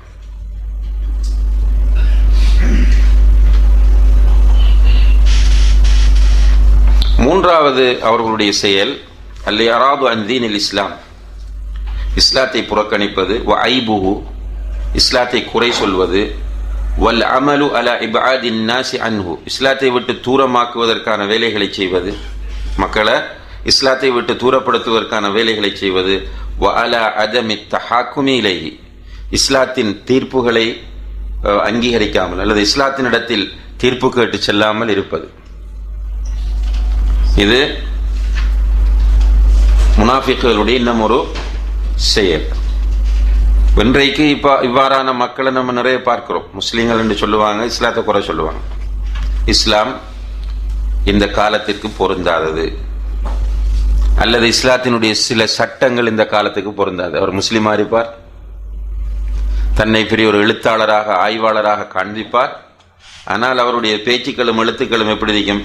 பத்திரிகையில் பேட்டி கொடுப்பார், மீடியாக்களுக்கு வருவார், சொல்லுவார் இந்த சட்டம் இந்த காலத்திற்குரியதல்ல, காலத்திற்கு ஒவ்வாதது, அதாவது இந்த காலத்துக்கு பொருத்தமானது அல்ல என்று பேசுவார். இப்படி ஒருவர் நடந்து கொள்கிறார் என்றால் அவரிடத்தில் நிஃபாக் இஅ்திகாதி இருக்கிறது, குஃப்ரியத்தான செயல் அது. இதில் நிறைய பேர் வரலாறு நெடுக வந்திருக்கிறார்கள். எகிப்தில் ஒரு பெருங்கூட்டம் நீங்க பார்க்கலாம், தாஹா ஹுசைன் என்று சொல்லக்கூடிய ஒருவர், அது போன்ற அவர்களுடைய ஒரு டீமே இருக்கிறது. பிரான்சில் போய் படித்து விட்டு வந்தவர்கள், ஐரோப்பாவில் போய் படித்து விட்டு வந்தவர்கள் வந்து இஸ்லாத்தை குறை கண்டார்கள். இஸ்லாத்தில் உள்ள சட்டங்கள் பொருத்தமற்றவை என்று பேசினாங்க. ஆனால் அவர்களை சமுதாயத்தில் என்ன பேரில் இருந்தாங்க? முஸ்லீம். அதே போலதான் சல்மான் ருஷ்டி, தஸ்னிமா நஸ்ரின், இப்படியான நிறைய பேர் முஸ்லீம்கள் என்று தங்களை நினைத்து கொண்டு இஸ்லாத்திற்கு எதிராக செயற்படுவார்கள். அவர்கள் முனாஃபிக்குகள், அகீதாவில் உள்ள நிஃபாக்கை செய்த முனாஃபிக்குகளாக கருதப்படுவார்கள். சூரத்து நிஸா 61வது வசனத்தில் அல்லாஹ் தஆலா சொல்றான், وَإِذَا قِيلَ لَهُمْ تَعَالَوْا إِلَى مَا أَنزَلَ اللَّهُ وَإِلَى الرَّسُولِ, அவர்களிடம் பொதுவாக மக்களிடம் நபியினர் போய் அல்லது மக்களிடம் சொல்லப்பட்டால் அல்லாஹ் இறக்கியதன் பால் வாருங்கள், அல்லாஹுடைய தூதரின் பால் வாருங்கள் என்று அழைக்கப்பட்டால் ரஅய்தல் முனாஃபிகீன யசுத்தூன அன்க சுதூதா, முனாஃபிக்குகள் உன்னை விட்டும் தடுப்பதை நீ பார்ப்பீர். நீ மக்களுக்கு போய் என்ன சொல்றாய்? அல்லாஹுடைய சட்டத்தின் பக்கம் வாருங்கள், அல்லாஹுடைய தூதரின் பக்கம் வாருங்கள் என்று சொல்லும் போது இதை தடுக்கிறவங்க யாரு? முனாஃபிக்குகள் என்று அல்லாஹ் தஆலா சொல்றார். இந்த காலத்தில் நிறைய முனாஃபிக்குகள் இப்படி இருக்கிறார்கள். நாம் அழைக்கிறோம் அல்லாஹ்வின் பக்கம் வாருங்கள், அல்லாஹுடைய தூதரின் பக்கம் வாருங்கள். அவங்க என்ன அழைக்கிறாங்க? எங்களின் பக்கம் வாருங்கள், எங்கள் இயக்கத்தின் பக்கம் வாருங்கள், எங்கள் தலைவர்களின் பக்கம் வாருங்கள், எங்கள் ஜமாத்தின் பக்கம் வாருங்கள், எங்கள் இமாம்களின் பக்கம் வாருங்கள் என்று அழைக்கிறார்கள். அழைக்கப்படுவது குர்ஆன் ஹதீஸ், அல்லாஹ்வின் பக்கம் வாருங்கள், அல்லாஹ்வுடைய தூதரின் பக்கம் வாருங்கள் என்பது. இப்ப இதை தடுக்க வருகிறவர்கள் கண்டிப்பாக முனாஃபிக்குகள். என்ன ஆதாரம்? சூரத்து நிஸா 61வது வசனம். தெளிவாக இருந்தோம், இந்த வசனத்தை பாடமாகிக் கொள்ளுங்க. அல்லாஹ் இறக்கியதன் பக்கம் வாருங்கள் என்றும் அல்லாஹுடைய தூதரின் பக்கம் வாருங்கள் என்றும் அவர்களிடம் அழைக்கப்பட்டால் ரஅய்தல் முனாஃபிகீன யசுத்தூன அன்க சுதூதா, முனாஃபிக்குகள் உன்னை விட்டு தடுத்து கொண்டிருப்பார்கள். இப்ப நிறைய பேர் பண்றாங்க சமுதாயத்தில், அவங்களுக்கு புரியல நம்ம பண்றது நிஃபாக் வேலைன்றது. இதே நேரத்தில் இன்னும் சிலர் எப்படி மாற்றி போடுறாங்கன்னு சொன்னா, நாம் குர்ஆனையும் ஹதீஸையும் விட்டு மக்களை அழைப்பது போன்று காண்பிக்கிறார்கள். அப்படி யாருமே நம்முடைய உலமாக்கள் அஹ்லு சுன்னா வல் ஜமாத்தை சேர்ந்த உலமாக்கள் யாரும் அப்படி அழைக்கவில்லை. திரிவுபடுத்தி மாற்றி சொல்வார்கள். இப்ப நம்ம அழைக்கிறது எதன்பால்? குர்ஆன் சுன்னாவின் பால் தான். நம்ம என்ன சொல்றோம்? இந்த குர்ஆனிலும் சுன்னாவிலும் வரக்கூடிய விஷயங்களை புரிகிற நேரத்தில் பக்குவமான, அல்லாஹ்வினால் புகழப்பட்ட, ரசூல் ஸல்லல்லாஹு அலைஹி வஸல்லம் அவர்களால் ஸலாஹித்து சொல்லப்பட்ட, சமுதாயம் ஏற்றுக்கொண்ட அந்த சஹாபாக்களுடைய புரிதலை முற்படுத்துங்கள் என்று சொல்கிறோம். அது இல்லாம சஹாபாக்கள் சொல்ற எல்லாத்தையும் எடுத்துக்கொள்ளுங்கள் என்று சொல்லவில்லை. குர்ஆன் ஹதீஸ் ஆதாரம் இல்லாமல் சஹாபி ஒன்றை சொன்னால் எடுத்துக்கொள்ள வேண்டும் என்று யாராவது ஒருவர் அஹ்லு சுன்னாவை சேர்ந்தவர் பேசியிருக்கிறாரா? இல்லை. அதுல விருப்பத்தை பொறுத்தது என்று சொல்வார்கள். ஆனால் புரிதல் என்று வரும்போது அந்த புரிதலில் சஹாபாக்களுடைய புரிதலுக்கு முக்கியத்துவம் கொடுங்கள். அதுதான் ஹத்துல் ஃபாசில். வழிகேட்டையும் சத்தியத்தையும் பிரித்தறிவிக்கக்கூடிய மிக முக்கியமான இடம் சஹாபாக்களுடைய புரிதல் தான். அப்படி இல்லை என்றால் ஒரே வசனத்தை நாம் இங்கே இருக்கக்கூடிய 100 பேர் என்றால் 100 பேரும் 100 விதமாக புரிவோம். கடைசியில் யார புரிதல் எடுப்பது? நான் சொல்லுவேன் என்னுடைய புரிதல் தான் சரி என்று, அவர் விவாதிக்க போகிறார் அவருடைய புரிதல் தான் சரி என்று. இருக்கிற பொதுமக்கள் என்ன செய்ய போகிறார்கள்? என்னை பிடித்தவர்கள் எனக்கு பின்னால் வருவார்கள், அவரை பிடித்தவர்கள் அவருக்கு பின்னால் போவார்கள். கடைசியில் சமுதாயம் பிளவுபடும். இப்ப சமுதாயம் ஒன்றுபட வேண்டுமாக இருந்தால் குர்ஆன் ஹதீஸை யாருடைய புரிதலின் அடிப்படையில் புரிய வேண்டும்? சஹாபாக்கள் புரிந்த அடிப்படையில் புரிந்து கொண்டால் பிரச்சனை முடிகிறது. அப்ப அல்லாஹுடைய தூதருடைய வழிக்கு வாருங்கள் என்று அழைக்கப்பட்டால் அந்த வழியை தடுப்பவர்கள் கண்டிப்பாக முனாஃபிக்குகள். இது முனாஃபிக்குகளுடைய ஒரு குஃப்ரியத்தான செயல். 4வது அத்தஹாக்கும் இலல் குஃபார் والحرص على تطبيق قوانينهم مفضلا لها على حكم الله عز وجل. அதாவது காஃபிர்களிடம் தீர்ப்பு கேட்டு செல்வது. வருவோமா? காஃபிர்களிடம் தீர்ப்பு கேட்டு செல்வது, அவர்களுடைய சட்டங்களை, காஃபிர்கள் இயற்றிய சட்டங்களை நடைமுறைப்படுத்த ஆசைப்படுவது. அல்லாஹ்வுடைய சட்டத்தை ஓரத்தில் வைத்துவிட்டு எந்த சட்டம் நமக்கு தீர்ப்பு சொல்ல வேண்டும்? காவிர்களால் எழுதப்பட்ட இயற்றப்பட்ட சட்டங்கள் தான் நம்மை ஆட்சி செய்ய வேண்டும் என்று சொல்வது முனாஃபிக்குகளிடம் காணப்படக்கூடிய ஒரு குஃப்ரியத்தான செயலாகும். அல்லாஹு தஆலா சூரத்து நிஸா 60வது வசனத்தில் சொல்கிறான், அலம் தர இலல் லதீன யஸ்ஸுமூன அன்னஹும் ஆமனு பிமா உன்ஸில இலைக வமா உன்ஸில மின் கப்லிக். உமக்கு அருளப்பட்டதையும் உமக்கு முன்னர் இருந்தவர்களுக்கு அருளப்பட்டதையும் ஈமான் கொள்ளுகிறோம் என்று நினைக்கிறவர்களை நீர் பார்க்கவில்லையா? அவங்க நினைக்கிறாங்க என்னண்டு ஜஅம் அகீதா, ரெண்டுக்கும் இடையில வித்தியாசம். ஜஅம் என்று சொன்னால் சும்மா நினைப்பது, அவங்களா நினைப்பதா நான் உறுதியானது அல்லது. அவங்க என்ன நினைக்கிறாங்க? நாங்கள் ஈமான் கொள்கிறோம். எதை ஈமான் கொள்கிறோம்? ரசூலுல்லாஹ்வுக்கு அருளப்பட்டதை ஈமான் கொள்கிறோம், அதுக்கு முன்னர் அருளப்பட்டதையும் ஈமான் கொள்கிறோம் என்று நினைக்கிறார்கள். நினைத்துக் கொண்டு என்ன செய்கிறார்கள்? யுரீதூன அன் யதஹாகமு இல தாகூத், தாகூத்துகளிடம் தீர்ப்பு கேட்பதற்கு அவர்கள் விரும்புகிறார்கள். தாகூத்துகள் என்றால் யாரு? குல்லு மா உபித மின் தூனில்லாஹ், அல்லாஹ்வை விட்டுவிட்டு வணங்கப்படக்கூடியவைகள் தாகூத்துகள். அல்லாஹ் அல்லாமல் வணங்கப்படக்கூடியவைகள் தாகூத்துக்கள். அந்த தாகூத்துக்கள் அதில் ஒரு சின்ன ஒரு டிஃபரெண்ட் என்னென்றால், அவர்கள் வணங்கப்படுவதை அவர்கள் விரும்ப வேண்டும். அல்லாஹ்வை விட்டுவிட்டு மக்கள் வணங்குகிற அனைத்தும் தாகூத்துக்கள். அந்த அனைத்தும் என்பதை எப்படி இருக்க வேண்டும்? அவர்கள் அதில் மகிழ்ச்சி அடைய வேண்டும். அதை விரும்பாதவர்களை மக்கள் வணங்கினால் அவர்கள் தாகூத்துக்கள் அல்ல. உதாரணமாக ஈசா அலைஹிஸ்ஸலாம், ஈசா அலைஹிஸ்ஸலாம் மக்கள் வணங்குகிறார்கள். பொதுவான வரைவிலக்கணத்தின் அடிப்படையில் பார்த்தோமா இருந்தால் ஈசா அலைஹிஸ்ஸலாம் தாகூத் என்று வந்துவிடும். ஆனால் ஈசா அலைஹிஸ்ஸலாம் தாகூத் அல்ல. ஈசா அலைஹிஸ்ஸலாம் அவர்கள் அவர்களை வணங்கப்படுவதை விரும்பவில்லை. அல்லாஹ்வே குர்ஆனில் சொல்றான், மறுமையில போய் அல்லாஹ் கேட்பான், அன்த குல்த லின்னாஸி இத்தகிதூனி வ உம்மிய இலாஹைனி மின் தூனில்லாஹ், என்னையும் என்னுடைய தாயையும் கடவுள்களாக ஆக்கிக் கொள்ளுங்கள் என்று நீதான் சொன்னீரா என்று கேட்கும்போது ஈசா அலைஹிஸ்ஸலாம் சொல்வார்கள், சுப்ஹானக், நீ பரிசுத்தமானவன், மா குல்து லஹும் இல்லா மா அமர்தனி, நீ ஏவியதை தவிர வேறு எதையும் அவர்களுக்கு நான் சொல்லவில்லை என்று சொல்வார்கள். எனவே யாரு? ஈசா அலைஹிஸ்ஸலாம் தாகூத் அல்ல, உஸைர் அலைஹிஸ்ஸலாம் தாகூத் அல்ல, மரியம் அலைஹிஸ்ஸலாம் தாகூத் அல்ல. அப்ப தாகூத் என்றால் யார்? அல்லாஹ் அல்லாமல் வணங்கப்படுவார்கள், அவர்கள் வணங்கப்படுவதை அவர்கள் விரும்புவார்கள். ஃபிர்அவுன் தாகூத் என்றால் அவன் வணங்கப்படுவதை அவன் விரும்பினான். இது போன்ற தாகூத்துக்களை, தாகூத்களிடத்தில் சட்டம் கேட்டு செல்வதை அவர்கள் விரும்புகிறார்கள். வகது உமிரு அன் யக்ஃபுரு பிஹி, ஆனால் உண்மையில் தாகூத்களை நிராகரிக்க வேண்டும் என்று அவர்கள் ஏவப்பட்டிருக்கிறார்கள். அல்லாஹ்வுடைய சட்டங்களை விட்டுவிட்டு தங்களுடைய சட்டங்கள் தான் ஆட்சி செய்ய வேண்டும், தாங்கள் தான் கடவுளாக்கப்பட வேண்டும் என்று யார் விரும்புகிறார்களோ அவர்களை மூமின்கள் என்ன செய்ய வேண்டும்? வெறுக்க வேண்டும், நிராகரிக்க வேண்டும்.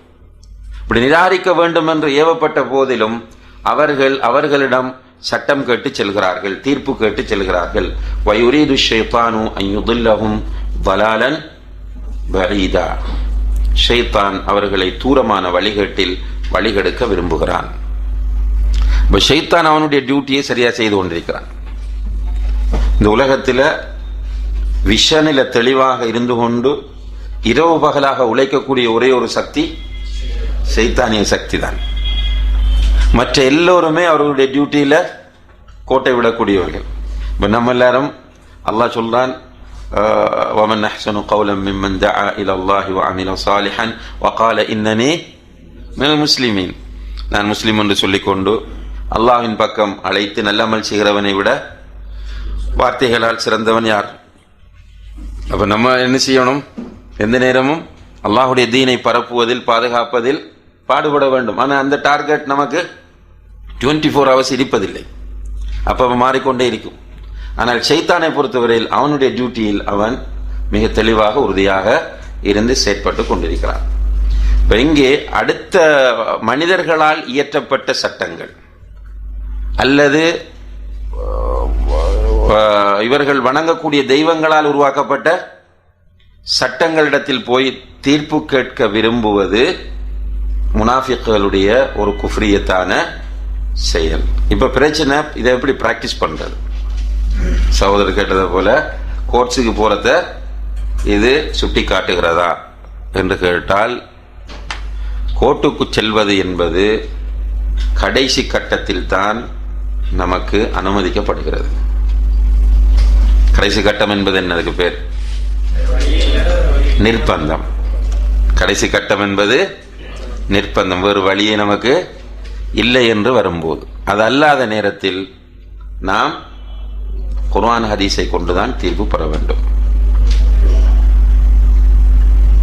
குர்ஆன் ஹதீஸ் இருக்க, இப்போ உதாரணமாக இப்போ சில நாடுகள் இருக்கின்றன, அந்த நாட்டில் அவர்கள் சொல்லியிருப்பார் எங்களுடைய பைலோ அல்லது எங்களுடைய கான்ஸ்டிடியூஷன் குர்ஆன் சுன்னா என்று சொல்வார்கள்.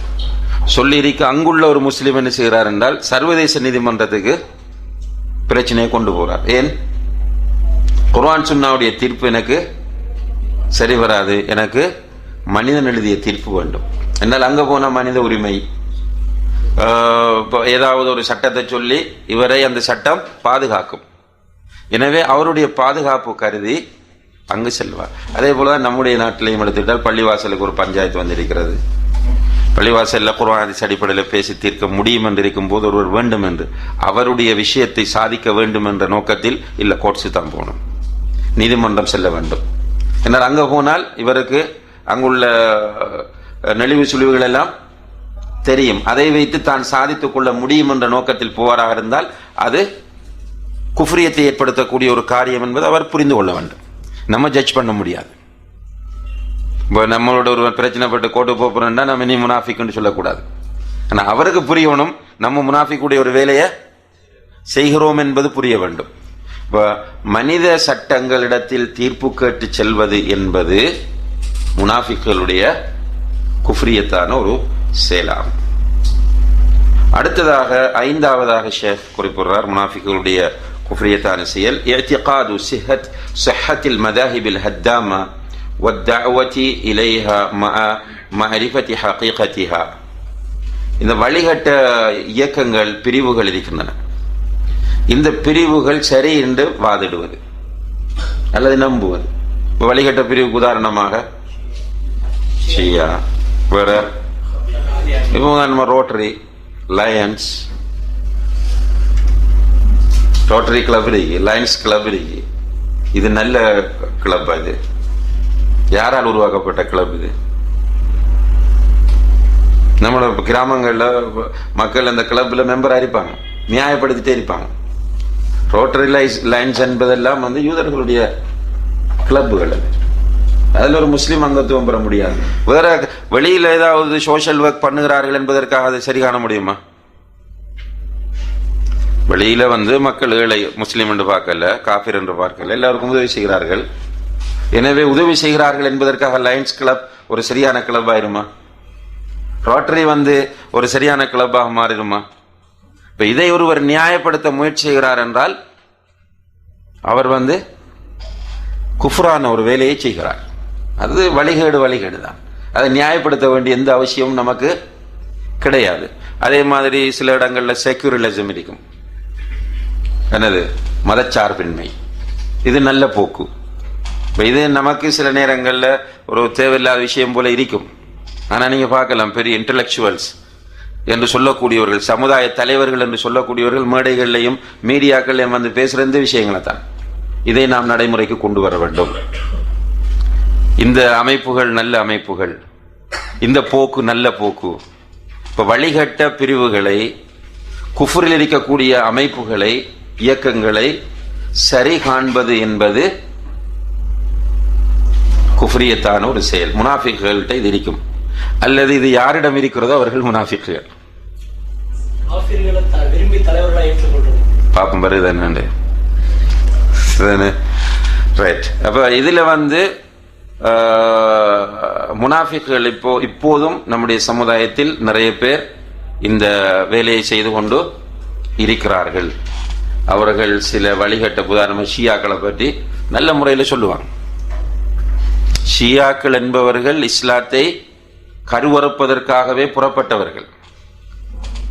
உஸ்மான் ரலியல்லாஹு அன்ஹுடைய காலத்தில் இருந்து அல்லது அலி ரலியல்லாஹு அன்ஹுடைய காலத்தில் இருந்து இந்த வேலையை மிக கச்சிதமாக செய்யக்கூடியவர்கள்.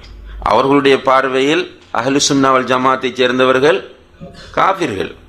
அப்படியாக அவர்கள் வேலை செய்து கொண்டிருக்கும் போது நம்முடைய மக்கள் என்ன சொல்றது? ஷியாக்கள் நல்லவர்கள். ஈரான் மாத்திரம்தான் அமெரிக்காவுக்கு சேலஞ்ச் பண்ணுது. வஹாபிகள் வேல் இல்லை. அஹ்லு சுன்னா வல் ஜமாத்தை கொண்ட கொள்கை ஒருவன் கொண்டிருக்கிறான், அகீதாவை ஒருவன் கொண்டிருக்கிறான். அவன் கையாலாகாதவன். வழிகட்ட அஹ்லு சுன்னாவை காவிர் என்று சொல்லுகிற ஒருவன் அமெரிக்காவுக்கு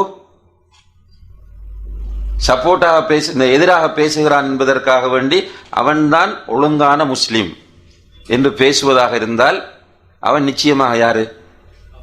முனாஃபிக்காகத்தான் இருக்க முடியும். அடுத்ததாக 6வது அன்புள்ள சகோதரர்களே, முனாசரத்துல் குஃபார் வ முஆவனத்துஹும் அலல் முஸ்லிமீன். முஸ்லிம்களுக்கு எதிராக காபிர்களுக்கு உதவி செய்தல். இது முனாஃபிக்குகளுடைய ஒரு தன்மை. முஸ்லிம்களுக்கு எதிராக வரக்கூடிய இடங்கள்ல காபிர்களுக்கு சப்போர்ட் பண்ணிட்டு நிற்பாங்க. இது சில நேரம் ஊர்லயே பார்க்கலாம். நம்ம ஊர்களில் ஒரு டீம் ஒன்று இருந்துட்டு காபிர்கள பக்கம் நின்று பேசுவாங்க. நியாயமாக இருந்தால் வேறு விஷயம். அநியாயமாக நடக்கும்போது பள்ளிவாசல் உடைக்கிறார். உடைச்சொன்னு ஒரு கூட்டம் உட்கார்ந்துட்டு என்ன பேசுது? கண்ட நின்ற இடமெல்லாம் பள்ளி கட்டினா உடைக்காம என்ன பண்ணுவான்? இப்படி பேசுறாங்களா இல்லையா? உடைக்கப்பட்டது அல்லாஹுடைய வீடு என்பதை பார்க்காமல் விமர்சனம் செய்கிறார்களாம். இப்படி எல்லா இடத்துலையும் பள்ளியை கட்டினா உடைக்காம என்ன பண்ணுவான் என்று அவனுக்கு சார்பாக பேசக்கூடிய நிலையை நம்ம பார்க்கிறோம். இப்படி ஸ்பீக்கரை சவுண்டா போட்டா நம்ம நம்முடைய மக்கள்கிட்ட சொல்லணும், என்ன, நீங்க ஸ்பீக்கரை சவுண்டை கம்மி பண்ணுங்க, குழந்தைகள் தூங்குறாங்க, அதான் மட்டும் சொன்னா போதும். இது நம்மள்கிட்ட சஜஷனா சொல்லலாம். இதை விட்டுட்டு என்ன செய்யறனால் ஸ்பீக்கரை தடை செய்வதற்காக காபிர்கள் முயற்சி செய்யும் போது ஸ்பீக்கர்ல சவுண்ட்ல சில நேரம் அலர்ஜியாக இருக்கக்கூடிய முஸ்லிம் என்ன பண்றான்? அந்த காபிருக்கு சப்போர்ட் பண்றான். இது எல்லா ஊர்லயும் நடக்குது. இவன் யாரு? முனாஃபிக். நம்ம தீர்ப்பு கொடுக்க வேண்டிய விஷயம் அவன் புரிந்து கொண்டால் சரி. ஒரு முஸ்லிமை பொறுத்தவரையில் அவன் முஸ்லிம்களுக்கு சார்பாகத்தான் இருக்க வேண்டும். ரசூலுல்லாஹி அலைஹி வஸல்லம் சொன்னாங்க, அல் முஃமினூன ஃபி தவாத்திஹிம் வ தராஹுமிஹிம் வ தஆதுஃபிஹிம் கமஸலில் ஜஸதில் வாஹித். முஸ்லிம்கள் மூமின்கள் தங்களுக்கு இடையில் அன்பு காட்டுவது, இரக்கம் காட்டுவது, பரிவு காட்டுவது என்பதில் எப்படி இருக்க வேண்டும்? ஓர் உடலை போன்றிருக்க வேண்டும். இதஷ்தகா மின்ஹு உதுவுன் ததாஅ லஹு ஸாயிருல் உதுவி பிஸ்ஸஹ்ரி வல் ஹுமா. ஒரு உறுப்பு பாதிக்கப்பட்டால் முழு உடம்புமே வேதனைப்படுகிறது. அதே போன்றுதான் முஸ்லிம் உம்மத்தில் ஒருவன் பாதிக்கப்பட்டால் எல்லோருக்கும் அந்த வருத்தம் வலி ஏற்பட வேண்டும். அப்படி இல்லை என்றால் அவனிடத்தில் நிஃபாக் இருக்கிறது என்பதுதான் அர்த்தமாகும். செகண்ட் வேர்ல வந்து சவுதி துருக்கி ஆப்போசிட் அப்படி அது துருக்கி முஸ்லீம் கண்ட்ரி அதுக்கு ஆப்போசிட். அதாவது இப்ப சில நேரங்களில் சில பிரச்சனைகள் ஏற்படுது அரசியல் ரீதியாக. உதாரணமாக ஈராக், துருக்கி காலத்தை விடுவோம். நம்ம ஈராக்கில் ஏற்பட்ட பிரச்சனை, ஈராக்கை அமெரிக்கா தாக்க வருகிறது. தாக்க வரும்போது அதற்கு நிறைய முஸ்லிம் நாடுகள் சப்போர்ட் கொடுத்தன. யாருக்கு? அமெரிக்காவுக்கு. இப்போ இந்த நேரத்தில் உள்ள நிலை என்ன? இதில் இந்த அமெரிக்காவுக்கு சப்போர்ட் பண்ணிய முஸ்லிம் நாடுகள் எல்லாம் முனாஃபிக்குகளா என்று கேட்டால், இதில் உண்மையிலே சத்தாம் ஹுசைனுடைய நிலை என்ன என்று ஒன்று இருக்கிறது. இப்போ சத்தாம் ஹுசைன் உண்மையான ஒரு முஸ்லீமாக இருந்து போராடினாரா, அல்லது சதாம் ஹுசைனுடைய மறைமுகமான திட்டங்கள் என்ன? இப்போ சதாம் ஹுசைன் மறைமுகமான திட்டங்கள் என்ன இருந்துச்சு? குவைத் ஆக்கிரமிக்கணும், அதே போல சவுதியில் சில பகுதிகளை கேப்சர் பண்ணணும், தன்னுடைய கட்டுப்பாட்டில் கொண்டு வரணும், அதே மாதிரி மற்ற சில நாடுகளுக்கு டிஸ்டர்ப் பண்ணணும்ன்ற திட்டம் இருந்துச்சு. குவைத்துக்கு செஞ்சு காட்டினார் அதை. இப்போ இந்த நேரத்தில் இவங்க என்ன பண்றாங்க என்றால், இதை ஒரு மார்க்க ரீதியான பிரச்சனையாக பார்க்காம அரசியல் ரீதியான ஒரு பிரச்சனையாக பார்க்கிறார்கள். இதில் இவங்க முனாஃபிக்கான செயலை செய்தார்களா இல்லையா என்பது உலமாக்கள் தீர்மானிக்க வேண்டிய விஷயம். அல்லாஹ் தஆலா ஆலம். அடுத்ததாக 7வது விஷயம், இத்ஹாருல் ஃபர்ஹி வல் இஸ்திபிஷார் இந்த இன்திசாரில் குஃபார்.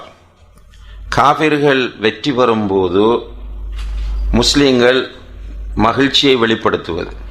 வஇந்தமா யுஸீபுல் முஸ்லிமீன ஹஸீமத்துன் அவ் ஐயு தரரின், அல்லது முஸ்லிம்களுக்கு ஏதாவது தோல்வி துன்பங்கள் ஏற்படும் போது அதை வைத்து மகிழ்ச்சி அடைவது. இப்படி ஒருவன் நடந்து கொண்டால் அவன் குஃப்ரியத்தான செயலை செய்கிறான், அவனிடத்தில் நிஃபாக் இஅ்திகாதி இருக்கிறது என்று ஷேக் குறிப்பிடுகிறார். காபிர்கள் வெற்றி அடையும் போது, முஸ்லிம்கள் தோல்வி அடையும் போதும், அல்லது முஸ்லிம்களுக்கு ஏதேனும் துன்பங்கள் ஏற்படும் போதும் மகிழ்ச்சியை, சந்தோஷத்தை வெளிப்படுத்துவது.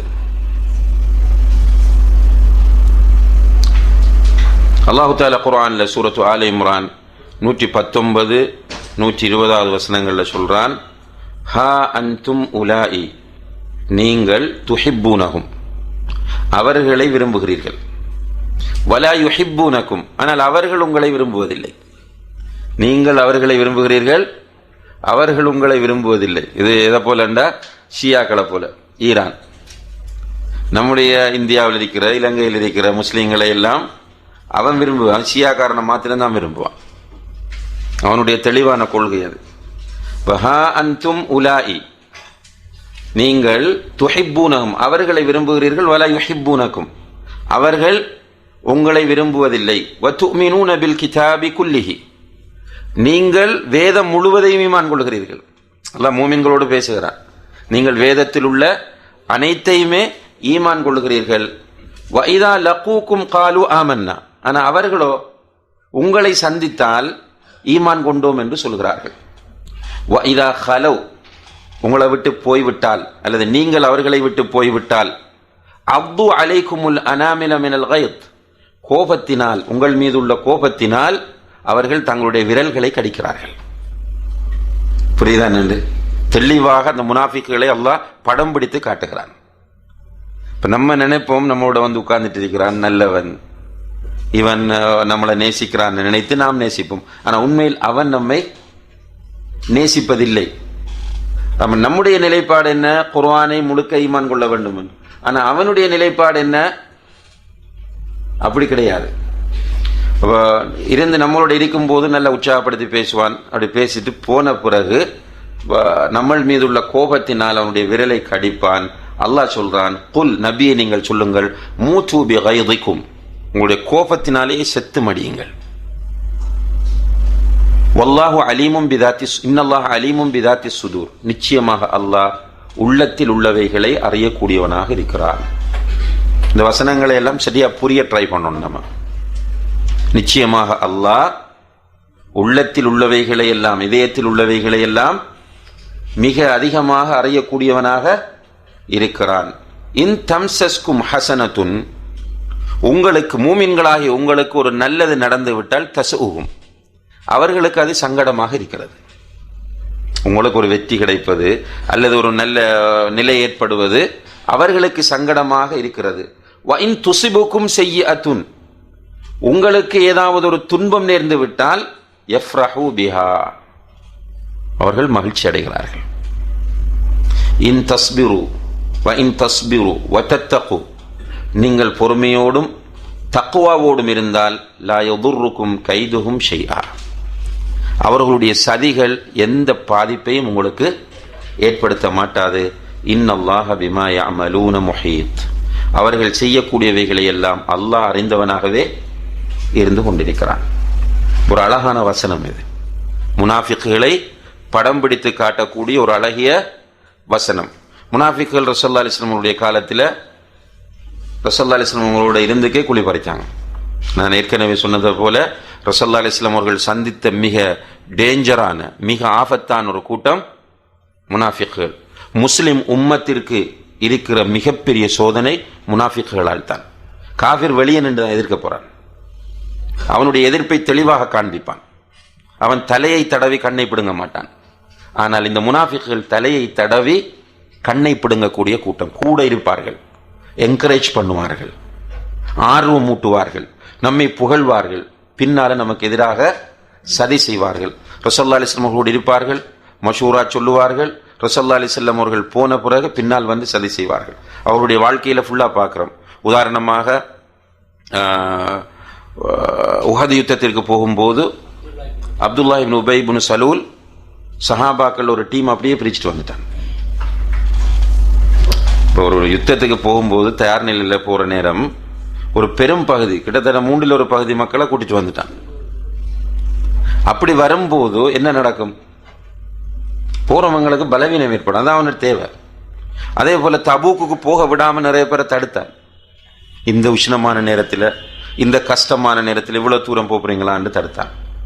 அதே போல ரசூலுல்லாஹி அலைஹி வஸல்லம் அவர்கள் தபூக்கு போயிருக்கிற நேரம் இங்க மஸ்ஜித் அமைக்கிறான். என்ன மஸ்ஜித்? மஸ்ஜிதுல் திரார். மஸ்ஜிதுல் திரார் என்ற பள்ளிவாசலை அமைக்கிறான். என்னத்துக்கு அந்த பள்ளியை கட்டுறான்? பள்ளி கட்டினது என்ன? மஸ்ஜித். ஆனா நோக்கம் என்ன? இஸ்லாத்துக்கு எதிராக ஆலோசனை செய்வது, இஸ்லாத்துக்கு எதிரான சதி திட்டங்களை தீட்டுவது என்று. அப்ப இப்படியான முனாஃபிக்குகள் இன்றும் பொதுவாகவும் இருக்கிறார்கள், இயக்க ரீதியிலும் இருக்கிறார்கள், இருப்பார்கள். மிக கஷ்டம், ஆனால் சமாளித்து போக வேண்டிய நிலை. ரசூலுல்லாஹி அலைஹி வஸல்லம் சமாளித்து சென்றார்களா இல்லையா? கூட இருந்துக்கு தான் ஆயிஷா நாயகி வச்சாருன்னு சொன்னான். கூட இருந்து கொண்டுதான் மக்காவில் உள்ள முஷ்ரிக்குகளை தூண்டிவிட்டான். கூட இருந்து கொண்டுதான் ரோம் பாரசீகர்களை தூண்டிவிட்டான். கூட இருந்து கொண்டுதான் யூதர்களை தூண்டிவிட்டான். எனவே இப்படி பண்ணி கொண்டு ஒரு கூட்டம் இருந்து கொண்டே இருப்பார்கள். ஒன்றும் செய்ய முடியாது, அல்லாஹ் போதுமானவன். இது ஒரு சோதனை, முஸ்லிம் உம்மத்துக்கு இருக்கிற மிகப்பெரிய ஒரு சோதனை முனாஃபிக்குகள். அதனால நான் பார்க்குறேன், கொஞ்ச நாளைக்கு இந்த இயக்கத்தில் இருப்பான், பிறகு அந்த இயக்கத்தில் போயிருந்து இங்கே உள்ள ரகசியங்களை எல்லாம் வெளியே சொல்லுவான்.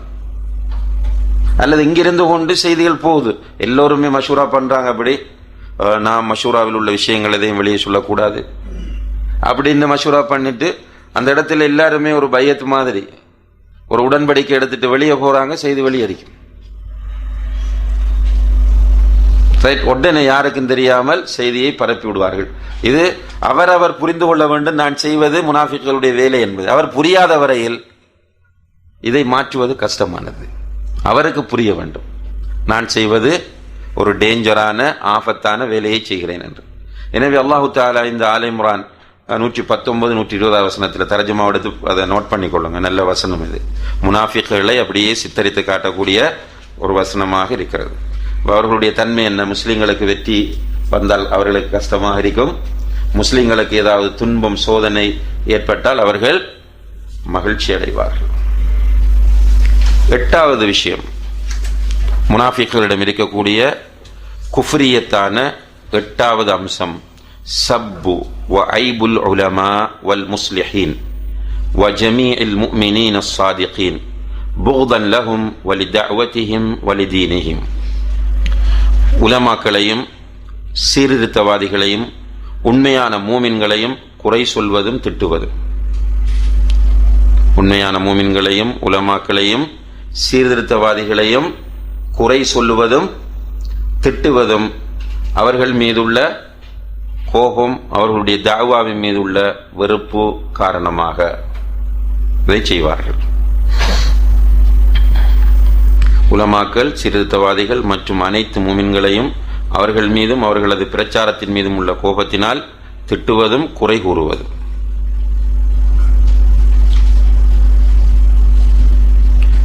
அல்லாஹு தஆலா சூரத்துல் பக்ரா 13வது வசனத்தில் சொல்கிறான், வஇதா கீல லஹும் ஆமினு கமா ஆமனன் நாஸ்.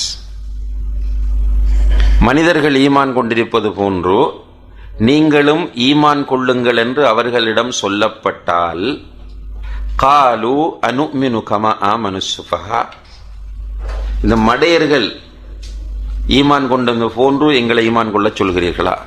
இதில் என்ன புரியுது உங்களுக்கு? அதிலையும் சஹாபாக்கள மடையர்கள் என்று சொல்றீங்க. அப்ப சஹாபாக்கள மடையர் என்று சொல்றவர் யாரு? முனாஃபிக். முதல்ல சஹாபாக்களை மடையர்கள், அறிவிலிகள் என்று சொன்னவர்கள் முனாஃபிக்குகள். இது சூரத்துல் பக்ராவினுடைய 13வது வசனம் தெளிவாக சொல்கிறது. அப்ப குறை சொல்றாங்க, சஹாபாக்களை மடையர்கள் என்று, அறிவிலிகள் என்று குறை சொல்கிறார்கள். அதே போன்று சூரத்து தௌபா 79வது வசனத்தில் அல்லாஹ் தஆலா சொல்றான், அல்லதீன யல்மிஸூனல் முத்தவ்விஈன மினல் முஃமினீன ஃபிஸ் ஸதகாத். மூமின்களில் நல்ல தாராளமாக சதகா கொடுக்கக்கூடியவர்களை அவர்கள் குறை சொல்கிறார்கள். வல்லதீன லா யஜிதூன இல்லா ஜுஹ்தஹும், அவர்கள் உழைப்பதை மாத்திரமே போதுமாக்கிக் கொண்டிருக்கிற மக்களையும் குறை சொல்கிறார்கள். ஃபயஸ்ஹரூன மின்ஹும், அவர்களை இவர்கள் இழிவுபடுத்துகிறார்கள். சஹிர் அல்லாஹு மின்ஹும், அல்லாஹ் அவர்களை இழிவுபடுத்துவான். வலஹும் அதாபுன் அலீம், அவர்களுக்கு வேதனை தரும் அல்லது நோவினை தரும் வேதனை உண்டு என்று அல்லாஹு தஆலா இந்த வசனத்தில் சொல்றான். இதுவும் ஏற்கனவே நம்ம சொன்னது போல சபபு நுசூல் தெரிந்தால்தான் இந்த வசனத்தினுடைய சரியான அர்த்தம் புரியும். சதகா செய்ய வேண்டும் என்பதை பற்றி அல்லாஹு தஆலா குர்ஆன் வசனம் இறக்கிய போது சஹாபாக்கள், வசதி உள்ள சஹாபாக்கள் நிறைய கொண்டு வந்து கொடுத்தார்கள். அப்ப இந்த முனாஃபிக்கள் உட்கார்ந்துட்டு என்ன சொன்னாங்க? மோஸ்துதிக்கு செய்கிறாங்கன்னு சொன்னாங்க. பெருமைக்கும் மோஸ்துதிக்கும் செய்கிறார்கள் என்று சொன்னார். கஷ்டமான சஹாபாக்கள் என்ன பண்ணாங்க? அவங்களோட வீட்டில் போனா ஒரு பேரிச்சம்பழம் இருக்கிறது. ஒரு என்றால் 4 முத்து கையால் அப்படி 4 அள்ளக்கூடிய அளவுக்கு பேரிச்சம்பழம் இருக்கு. அதை கொண்டு வந்து கொடுக்குறாங்க. இதுக்கு என்ன பண்ணான்? உட்காந்துட்டு இந்த ஈச்சம்பழம், இந்த பேரிச்சம்பழம் ரசூலுல்லாஹ்க்கு என்னது தேவைன்னா பாருங்க, அங்க நிறைய கொண்டு கொடுத்த உடனே என்ன சொல்றான்? மோஸ்துதி பண்றேன்னு சொன்னான். கம்மியா கொடுக்கும் போது என்ன சொல்றான்? இதனால் என்ன நன்மைக்கு இப்படி கொடுக்க வேண்டுமா என்று கேட்கிறான். இது முனாஃபிக்களுடைய ஒரு பெரிய பண்பு. இன்றைக்கு நம்ம நிறைய பார்க்கிறோம். ஒரு தாவா ப்ரோக்ராம் செய்ய புறப்படும் போது, அல்லது ஒரு சதகா செய்ய முன் வரும்போது, ஒரு நல்ல சீர்திருத்த பணியை செய்ய வரும்போது இப்படி உட்கார்ந்துட்டு ஸ்ரீலங்காவில் சொல்லுவாங்க வைக்கல் கந்தில் படுக்கக்கூடிய நாய் போலண்டு. இந்த வைக்கோல் இருக்குதானே, வைக்கோல் இப்படி குமித்திருக்கும். அதில் படுக்கிற நாய் என்ன செய்யும் என்றால், நாய் வைக்கல் சாப்பிடுமா? சாப்பிடாது. மாட்டையும் சாப்பிட விடாது. அந்த நாய் அதுக்குள்ள படுத்துட்டு அதுவும் சாப்பிட மாட்டாது, மாட்டையும் சாப்பிட விடாது. இப்படி ஒரு கூட்டம் சமுதாயத்தில் இருந்துட்டே இருப்பாங்க. அவர்கள் தர்மம் செய்யவும் மாட்டார்கள். யாராவது தர்மம் செய்தால் அதை ஹிண்டடிப்பார்கள். அவர்கள் தாவா பண்ணவும் மாட்டார்கள். யாராவது தாவா பண்ண போனா விடவும் மாட்டார்கள். அல்லாஹ் பாதுகாக்க வேண்டும். இது ரசூலுல்லாஹி அலைஹி வஸல்லம் உடைய காலத்திலிருந்து அப்துல்லாஹ் இப்னு உபை இப்னு சலூருடைய அந்த டீமினுடைய வேலை. அதைத்தான் அல்லாஹ் தஆலா சொல்றான். அதே நேரத்தில் இதில் பிரதானமாக நம்ம எடுக்க வேண்டிய விஷயம், யாரை குறை சொன்னாங்க? சஹாபாக்கள், சதகா செய்கிற மக்களை, தர்மம் செய்யக்கூடிய நல்ல மக்களை. அந்த ஸ்டைல்ல இப்பவும் சஹாபாக்களை குறை சொல்லுகிற கூட்டம் இருக்கிறார்கள். உலமாக்களை நிறைய குறை சொல்றவங்க இருக்கிறாங்க. மிக கவலை சகோதரர்களே, எப்படி உருவாக்கி இருக்கிறாங்கன்னு கேட்டால், பெரும்பெரும் ஆலிம்களை சிம்பிளா கூமுட்டன்னு சொல்றாங்க. நம்மளோட காது கேட்க சொல்லி இருக்கிறாங்க. ஷேக் அல்பானியை சொல்லும் போது அவருக்கு என்ன தெரியும்? அவர் கூமுட்ட. ஷேக் அல்பானி என்பவர் யார்? இவன் படித்திருக்கிற இந்த 2 வருட அறிவுக்கும் அவர்களுடைய அறிவையும் ஒப்பிட்டால் மலை மடுவு கூட சொல்ல முடியாது வித்தியாசம். அப்படி கேவலமானவன் இன்றைக்கு போய் உலமாக்களை இப்படி திட்டுறான். ஷியாக்கள் இதில் ரொம்ப மோசம். உதாரணமாக ஒரு ஷியாக்காரன் பேசுறான் ஷேக் பின் பாஸ் ரஹ்மத்துல்லாஹி அவர்களை பற்றி, யூடியூப்ல இருக்கிறதுல. ஹுவ லைஸ அமல் கல்ப் ஃபகத், அமல் பஸர் ஃபகத், பல் ஹுவ அமல் கல்ப். அவர் ஷேக் பின் பாஸ் ரஹ்மத்துல்லாஹி அவங்களுக்கு 22 வயசுல கண் பார்வை இல்லாமல் போனுச்சு. அவன் இதை பேசுறான், இவர் கண் குருடர் மாத்திரமல்ல, இவருடைய உள்ளமும் குருடு. அதே போல பேசுறான் இமாம் இப்னு தைமியா பத்தி. இப்னு தைமியா கல்ப் ஹின்சீர், நஊது பில்லாஹ். இப்னு தைமியா என்பவர் நாய், பன்றி என்று பேசுகிறான். இவன் தெளிவான முனாஃபிக். அதே போல அஹ்லு சுன்னா என்று சொல்லிக் கொண்டு ஒரு கூட்டம் உலமாக்களை கேவலமா பேசுறத பார்க்க, அதுல இமாம்களை. இந்த சமுதாயத்தை இன்றைக்கு சஹீஹ் லைவ் பேசுறோம், அதுக்கு யார் காரணம்? இமாம்கள் வந்து சொல்லி தரலாண்ட சஹீஹ் லைவ் எப்படி தெரியும் நமக்கு? நீங்க எந்த துறை எடுங்க, உலமாக்களுடைய தயவு இல்லாமல், அவர்களுடைய உழைப்பும் முயற்சியும் இல்லாமல் ஒன்றுமே நடக்காது. ஹதீஸ் எடுத்துக்கிட்டீங்கன்னா ஹதீஸ் உங்களுக்கு தந்தது யார்? அகீதா என்றால் அகீதாவை உங்களுக்கு கொடுத்தது யார்? தஃப்சீர் என்றால் தஃப்சீரை உங்களுக்கு கொடுத்தது யார்? நஹு என்றால் அரபு இலக்கணம் என்றால் அதை தந்தது யார்? யாரிடமிருந்து பெற்றீர்கள்? இமாம்களிடம், உலமாக்களிடமிருந்து தான் பெற்றீர்கள். இன்றைக்கு உலமாக்களை கேவலப்படுத்துவது என்பது, இதில் திட்டமிட்டு சிலர் அவர்கள் அந்த நயவஞ்சகத்தின் போக்கால் என்ன செய்கிறாங்கன்னு சொன்னால், ஒருவர் தவறு விடலாம், எல்லாரும் தவறு விடக்கூடியவர்கள் தான். இமாம் விட்ட தவறை மாத்திரமே மக்களுக்கு சொல்றது. 1 கோடி செயல்கள் செய்ததில் ஒரு 100 தவறு அவர் செய்திருக்கிறார். மக்களுக்கு எது மட்டும் தெரியும்? 100 தவறு மட்டும்தான் மேடை போட்டு பேசப்படுகிறது. மற்ற பகுதி காண்பிக்கப்படுவதே இல்லை. இது நிஃபாக். இதனால மக்கள் எப்படி பார்க்கிறாங்க என்றால், அபூ ஹனீஃபாண்டா குப்பேன், ஒன்றும் புரியாதவன். அசிங்கத்தை இந்த சமுதாயத்துக்கு கொடுத்தவன். நஅூது பில்லாஹ். இமாம் அபூ ஹனீஃபா ரஹ்மத்துல்லாஹி அவர்கள் ஒரு தாபிஈ. பிற்பட்ட சில காலத்தில் வந்த ஆய்வாளர்கள் சில பிரச்சனைகளை ஆய்வு செய்கிறாங்க. அந்த ஆய்வுகள் சில நேரம் அவர்களுடைய தூர நோக்க கூட காட்டும். உதாரணமாக, மரணித்த ஒருவரோடு ஜினா செய்தால் என்று அப்ப எழுதி வச்சிருக்கிறாங்க ஹனஃபி மத்ஹபில் உள்ள அறிஞர்கள். அதெடுத்து பேசும்போது ஆபாசமாக விரசமாக இப்படி பேசி இதனாலே மதுஹபை கொண்டம் பண்ற நிலையை பார்க்கிறோம். நம் மதுஹப் சரி என்று பேச வரவில்லை. மதுஹபை பின்பற்றுங்கள், மதுஹபை தக்லீத் பண்ணுங்கள் என்று பேசுறதுக்காக சொல்லல. இமாம் அபூ ஹனீஃபாவை எப்படி கேவலப்படுத்துகிறார் என்று பாருங்க. அந்த இமாம் அபூ ஹனீஃபாவுடைய அந்த மதரசாவை படித்து வந்தவர்கள் என்ன பண்றாங்க, இப்படி ஒரு மசாலாவை ஆய்வு செய்யறாங்க. விபச்சாரம், இந்த ஒரு மரணித்த பெண்ணோடு ஒருவன் விபச்சாரம் செய்தால் இன்றைக்கு நிறைய நடக்குதா இல்லையா? அதுக்குரிய ஹுக்குமை தேடுவதற்கு இவ்வளவு காலத்துக்கு முன்னால தூர நோக்கோடு யோசிச்சிருக்கிறாங்க. இது சிறப்பை கொண்டு போய் அசிங்கமாக காட்டுவது. என்னென்றால் சிலருடைய நோக்கம், முனாஃபிக்குடைய நோக்கம் என்னவென்றால் எல்லோரையும் இப்படியே டேமேஜ் பண்ணி வந்தால் யார் மட்டும் நிற்பார்? அவர் மட்டும் நிற்பார். நீங்க எல்லாருமே மோசமானவர் என்று சலீம் பாய் சொன்னார் என்றால் இதுல யார் நல்லவர்? சலீம் பாய் மட்டும்தான் நல்லவர். இதுதான் அதனுடைய ரிசல்ட். அப்படி இல்லை என்றால் அவர்களுடைய சிறப்புகள் நிறைய சொல்லப்பட்டிருக்க வேண்டும். இப்ப இமாம்களை, சஹாபாக்களை குறை சொல்றது, இமாம்களை குறை சொல்வது, தற்காலத்தில் உள்ள உலமாக்களை குறை சொல்வது. ஷேக் பின் பாஸ் ரஹ்மத்துல்லாஹி அவர்களை சிம்பிளா குருடன் என்று சொல்றாங்க. அவர்களுடைய இல்ம் என்ன, அவர்கள் செய்த தியாகம் என்ன, அவர்களுடைய சீராவை கொஞ்சம் படித்து பார்த்தால், அவர்களுடைய தர்ஜமாவை எடுத்து இமாம் இப்னு பாஸ் என்பவர் யார் என்பதை படித்தால் அவரை நேசிக்காமல் அவர் போக மாட்டார். அவ்வளவு வெரி சிம்பிளான, மிக பேணுதலான, மிக தக்குவா உள்ள ஒரு மனிதர். இந்த உம்மத்திற்கு இந்த சரியான தௌஹீதை சொல்லித் தருவதற்காக வேண்டி நிறைய தியாகங்கள் செய்த ஒருவர். ஆட்சியாளர்களுக்கு பயப்பட்டவர் அல்ல. முகத்திலேயே மன்னர் பகதிட பிழையை சுட்டி காட்டுபவர். கால் பண்ணி உடனே இதை நிறுத்துங்க என்று சொல்லக்கூடியவர். இப்படி இருந்த ஒரு ஷேக குருடன். என்னுடைய விருப்பத்திற்குரிய ஃபத்வா அவர் வெளியிடவில்லை என்பதற்காக அவர் குருடன். இப்படி பேசக்கூடிய நிலையை பார்க்கிறோம். இது முனாஃபிக்குகளுடைய தன்மை. அல்லாஹ் பாதுகாக்க வேண்டும். நாமும் மிக கவனமாக இருக்க வேண்டும். அடுத்தவர்கள் நமக்கு சரிண்டா எடுப்போம், அடுத்தவர்களை கேவலமாக பேச வேண்டிய அவசியம் இல்லை. ஒருவனை டேமேஜ் பண்ணி நாம் நல்லவனாக வேண்டிய தேவை நமக்கு கிடையாது. அவனிடத்தில் இருக்கிற நல்ல விஷயங்கள் எடுப்போம். தவறு மக்கள் மத்தியில் கூடுதலாக இடம் பிடிக்குமாக இருந்தால், அவர் விட்டிருக்கக்கூடிய தவறு மக்கள் மத்தியில் கூடுதல் இடம் பிடித்து தவறை மக்கள் செய்கிறார்கள் என்றால் இது தவறு என்பதை சுட்டிக்காட்டுவோம். அதற்காக இமாம்களை, உலமாக்களை, அறிஞர்களை, சீர்திருத்தவாதிகளை டேமேஜ் பண்ணுகிற லெவல், அது முனாஃபிக்குகளுடைய தன்மை.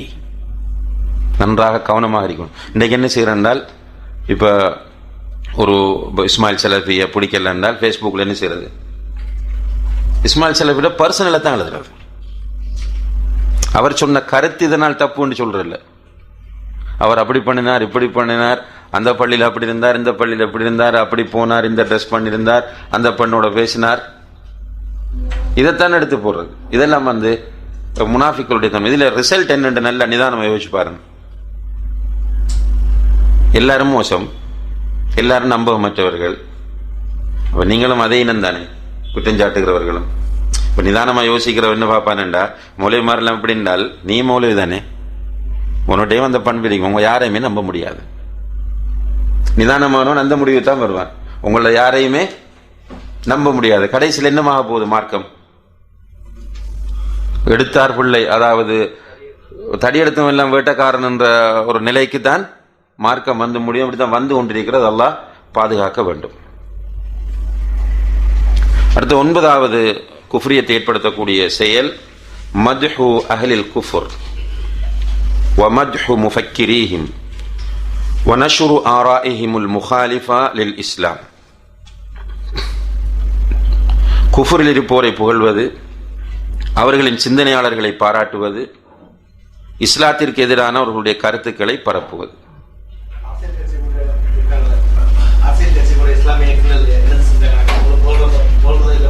வருத்தம் செய்யும். சில உதாரணங்கள் நீங்களே போட்டுக்கோங்க, நம்மகிட்ட கேட்காம.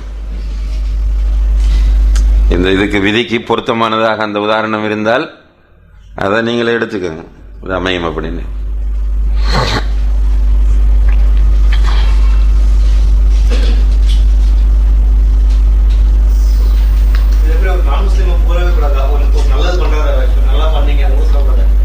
நான் முஸ்லிமை புகழ்வது என்று சொன்னால் பாராட்டி, அதாவது அவர் ஒரு நல்ல ஒரு கண்டுபிடிப்பை கண்டுபிடிச்சிருக்கிறார், பாராட்டுறோம், பிரச்சனை இல்லை.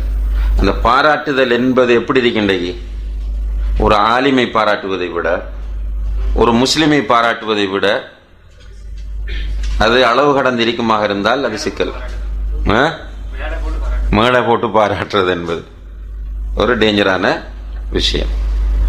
அதிலேயும் அவர்களுடைய சிந்தனையாளர்களை கூடுதலாக எடுத்து காட்டுறது அவசியம் இல்லை. நமக்கு நம்முடைய குர்ஆன் ஹதீஸ் இருக்கிறது. அந்த குர்ஆன் ஹதீஸை அப்படி எடுத்து நடைமுறைப்படுத்திய சஹாபாக்கள் இருக்கிறார்கள். இந்த இஸ்லாத்தை பரப்புவதற்காகவும் பாதுகாப்பதற்காகவும் பாடுபட்ட இமாம்கள் இருக்கிறார்கள். இவர்களுடைய சிந்தனைகள் தாராளமாக இருக்கிறது.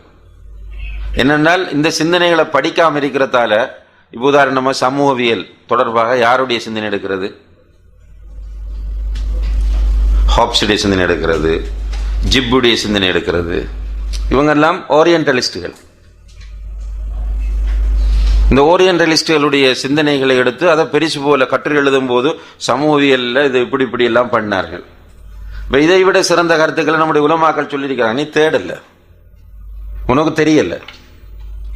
அப்ப அவர்களை மிக அதிகமாக புகழ்ந்து நம்முடைய உலமாக்களை, நம்முடைய இமாம்களை ஒரு தாழ்ந்த நிலைக்கு கொண்டு வருவது என்பது ஒரு மூமினுடைய தன்மை அல்ல.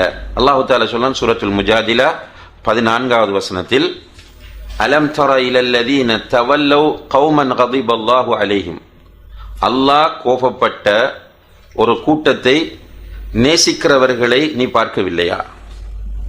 அல்லாஹ் கோபித்திருக்கிறார் அந்த கூட்டத்தின் மீது, இவர்கள் நேசிக்கிறார்கள், இவர்களை நீ பார்க்கவில்லையா? மாஹும் மின்கும், அவர்கள் அந்த அல்லாஹ்வுடைய கோபத்தோடு இருக்கிறவங்களை நேசிக்கிறாங்களே, அந்த கூட்டம் உங்களை சேர்ந்தவர்களும் அல்ல, வலா மின்ஹும், அவர்களில் உள்ளவர்களும் அல்ல. யாரை சொல்றான் அல்லாஹ் தஆலா? முனாஃபிக்குகள். முனாஃபிக்குகள் கூடுதலாக நேசிச்சாங்க யார? மதீனாவில் யூதர்களை, அதிகமாக யூதர்களை நேசித்தார்கள். ஆனால் அவர்கள் யூதர்களா? யூதர்களும் இல்லை. உங்களோடு இருக்கிறார்களா? அதுவும் இல்லை. இரண்டும் கெட்டான் நிலை, பாவம். இந்த முனாஃபிக்குகளுக்கு ஆகப்பெரிய பிரச்சனை தூக்கம் போகாது. பெரிய மனநோயாளிகளாகத்தான் இவர்கள் இருப்பார்கள். அங்கும் இல்லை இங்கும் இல்லை. ஆனால் உங்களோடு இருந்து கொண்டு அவர்களை நேசிப்பது போன்று இருக்கிறார்கள். வயஹ்லிஃபூன அலல் கதிபி வஹும் யஅலமூன், இதுவும் மிக முக்கியமான ஒரு பண்பு. அவர்களுக்கு தெரிந்த நிலையிலே பொய் சத்தியம் செய்கிறார்கள். நம்ம பண்ற சத்தியம் பொய் என்பது அவர்களுடைய மனச்சாட்சிக்கு நன்றாக தெரியும். தெரிந்து கொண்டு பொய்யாக சத்தியம் செய்கிறார்கள். உண்மையிலே இந்த பாடத்தை படிக்கும் போது நமக்கு என்ன வர வேண்டும் என்றால், இந்த வசனம் எனக்கு, நான் ஆரம்பத்தில் சொன்னது, என்ன பிரச்சனை வந்தால் நம்முடைய இயக்கம், நம்முடைய ஜமாத், நம்முடைய சகோதரர், நம்முடைய தந்தை பொய் சத்தியம் எல்லாம் பண்றது சரி வராது. முனாஃபிக்குகளுடைய வேலை அது. இங்க அல்லாஹ் தஆலா என்ன சொல்றான் என்றால், இவர்கள் யூதர்களை போய் புகழ்வாங்க நிறைய முனாஃபிக்குகள், அவர்களை நேசிச்சு கொண்டு அவர்களை புகழ்வாங்க. ஆனா உண்மையிலேயே அவர்களை சார்ந்தவர்களும் அல்ல, உங்களோடும் இல்லை. முஸ்லிம் உம்மத்தில் இப்படி யாராவது இருந்து கொண்டு இஸ்லாத்தின் எதிரிகளை, அல்லாஹ்வின் எதிரிகளை நேசித்து அவர்களை புகழ்ந்து கொண்டிருப்பார்களாக இருந்தால் அவர்கள் செய்கிற செயல் குஃப்ரியத்தான செயலாகும். இந்த 9 குஃப்ரியத்தை ஏற்படுத்தக்கூடிய முனாஃபிக்குகளுடைய செயல்கள். அல்லாஹு தஆலா அந்த செயல்களிலிருந்து நம்மை பாதுகாக்க வேண்டும், பயப்பட வேண்டும். அதான் முக்கியம். என்னிடத்தில் நிஃபாக் வந்து விடக்கூடாது, நிறைய துஆ செய்ய வேண்டும். அதான் உமர் ரலியல்லாஹு அன்ஹு, ஹாசிபு அன்ஃபுஸக்கும் கப்ல அன் துஹாஸபு யௌமல் கியாமா, மறுமையில் விசாரிக்கப்படுவதற்கு முன்னால் உங்களை நீங்கள் விசாரித்துக் கொள்ளுங்கள் என்று உமர் ரலியல்லாஹு அன்ஹு சொன்னதைத்தான் நம்ம ஒவ்வொன்றையும் செய்யும் போது, நான் என்ன செய்யறது சரிதான், இது ஒரு நிஃபாக்கான வேலை இருக்காதா, நான் போகிற வழி சரியான அல்லாஹ்வுக்கு பொருத்தமான வழிதானா என்று நான் என்னிடத்தில் கேட்க வேண்டும். எந்த ஒரு காரியத்தை செய்யும் போது அந்த கேள்வி நம்மிடத்தில் வருமாக இருந்தால் நிச்சயமாக நாம் அல்லாஹ்வுக்கு பொருத்தமானவர்களாக, உண்மை மூமின்களாக இருக்கலாம். அடுத்த பகுதியில் ஷேக் ஜப்ரின் அவர்கள் சிஃபாத்துல் முனாஃபிகீன் என்று முனாஃபிக்களிடத்தில் இருக்கக்கூடிய சில தன்மைகளை, சில பண்புகளை எடுத்து சொல்கிறார்.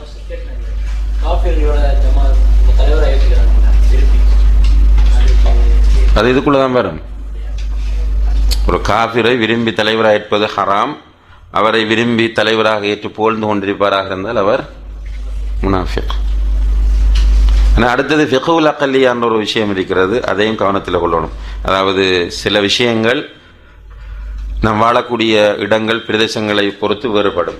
நம்ம மைனாரிட்டியாக வாழும்போது உள்ள சில நிர்பந்தமான சூழ்நிலைகள், அந்த நிர்பந்தமான சூழ்நிலை வேறு, மனம் விரும்பி ஏற்றுக்கொள்வது என்பது வேறு. முனாஃபிக்களுடைய முதலாவது தன்மை என்னவென்றால் கில்லத்துத் தாஆத் வத்தசாகுல் வல் கஸல் இந்த அதாஇல் இபாதாத்தில் வாஜிபா. குறைவாகத்தான் வழிபாடுகளில் ஈடுபடுவார்கள். கடமையான வணக்கங்களை செய்யும் போது சோம்பேறித்தனமும் கஷ்டமும் அவர்களுக்கு இருக்கும். அல்லாஹு தஆலா நம் ஒவ்வொருவரையும் இந்த நிலையிலிருந்து பாதுகாக்க வேண்டும். கபருடைய அந்த ஹதீஸில் பரா இப்னு ஆசிப் ரலியல்லாஹு அன்ஹு அவர்கள் அறிவித்த அந்த ஹதீஸ், அதில் ரசூலுல்லாஹி அலைஹி வஸல்லம் சொல்றாங்கன்னா, அந்த பயங்கரமான தோற்றத்தை உடைய மனிதர் வரும்போது இவன் கத்துவான், என்னை நெருங்காதே என்று. இவன் கத்தும் போது அந்த மனிதர் என்ன சொல்லுவார், நான் தான் நீ செய்த மோசமான அமல்களின் மொத்த வடிவம். குந்த சரீஅன் ஃபி மஅசியத்தில்லாஹ் வ பதீஅன் ஃபி தாஅத்தில்லாஹ். அல்லாஹ்வுக்கு மாறு செய்வதில் வேகமாக இருந்தாய், அல்லாஹ்வுக்கு கட்டுப்படுவதில் வழிபடுவதில் ரொம்ப ஸ்லோவா இருந்தாய். நம்மட நிலைமை என்ன? மற்றவனை விடுங்க, நமக்கு ஆர்வமாக இபாதத்தில் ஈடுபட முடிகிறதா? கடமையான வணக்கங்களை டைமுக்கு செய்ய முடிகிறதா? ஸ்பெஷலாக ஃபர்தான தொழுகைகள். அதிலும் ரசூலுல்லாஹி அலைஹி வஸல்லம் அவர்கள் சொல்கிறார்கள், இன்ன அஸ்கல ஸலாத்தின் அலல் முனாஃபிகீன ஸலாத்துல் இஷாஇ வ ஸலாத்துல் ஃபஜ்ர். முனாஃபிக்குகளுக்கு மிக சுமையான தொழுகை ஃபஜ்ரும் இஷாவும். இப்போ ஃபஜ்ர் தொழுகை மிஸ் ஆகும்போது நம்முடைய உள்ளத்தில் என்ன தோன்றணும் சகோதரர்களே? நேற்று முனாஃபிக்குடைய பண்பு இருக்கிறதா என்று யோசிக்க வேண்டும். நம்ம அப்படி யோசிக்கிறோம் இல்லை. நம்முடைய உம்மத் இவ்வாறு யோசிக்க ஆரம்பிக்குமா இருந்தால் நிறைய மாற்றம் வரும். அடுத்தவனை தான் யோசிக்கிறோம், மற்றவன் இல்லை என்றுதான் யோசிக்கிறோம். இப்போ ஃபஜ்ர் தொழுகை இஷா தொழுகை அவர்களுக்கு கஷ்டமாக இருக்கும். அதே போல தொழுகைக்கு போனால் அல்லாஹ் சொல்றான் சூரத்து நிசா 142வது வசனத்தில், இன்னல் முனாஃபிகீன யுகாதிஊன அல்லாஹ வ ஹுவ காதிஊஹும். முனாஃபிக்குகள் அல்லாஹுக்கு சதி செய்கிறார்கள், ஆனால் அல்லாஹ் அவர்களுக்கு சதி செய்வான், சதி செய்யக்கூடியவன். முனாஃபிக்குகள் என்ன நினைக்கிறாங்க, அல்லாஹ்க்கு நம்ம இது பண்றோம், ஆனால் அவங்க உண்மையிலேயே அவர்கள் சதி செய்து கொள்கிறார்கள்.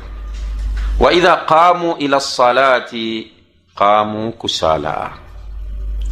தொழுகைக்கு அவர்கள் வந்து நின்றால் எப்படி நிற்பார்கள்? சோம்பேறிகளாக நிற்பார்கள். அல்லாஹ் தான் பாதுகாக்க வேண்டும். வலா யذ்குரூன அல்லாஹ இல்லா கலீலா. சொற்பமாகவே அன்றி அல்லாஹ்வை திக்ர் செய்ய மாட்டார்கள். அப்ப ரொம்ப குறைவாகத்தான் அல்லாஹ்வை திக்ர் செய்வார்கள். இது முனாஃபிக்குகளுடைய ஒரு தன்மை. பெரிய முனாஃபிக்கிட்டையும் வரும், அல்லது இது சிறிய நிஃபாக்கிலிருந்து பெருசை கொண்டு போகக்கூடியது. பெரிய முனாஃபிக்குகள்ட்ட இந்த பண்பை நீங்க காணலாம். அகீதாவில் ஏற்படக்கூடிய நிஃபாக் இருக்கிறது, அந்த நிஃபாக் உள்ளவர்களிடம் இந்த பண்பு இருக்கும். ஆனால் இந்த பண்பு உள்ளவர்கள் எல்லாம் அவர்கள் என்பதை சொல்ல முடியாது. இதை எடுத்துக்கிட்டோம்னா அமலியத்தானது, நிஃபாக்குல் அமலி.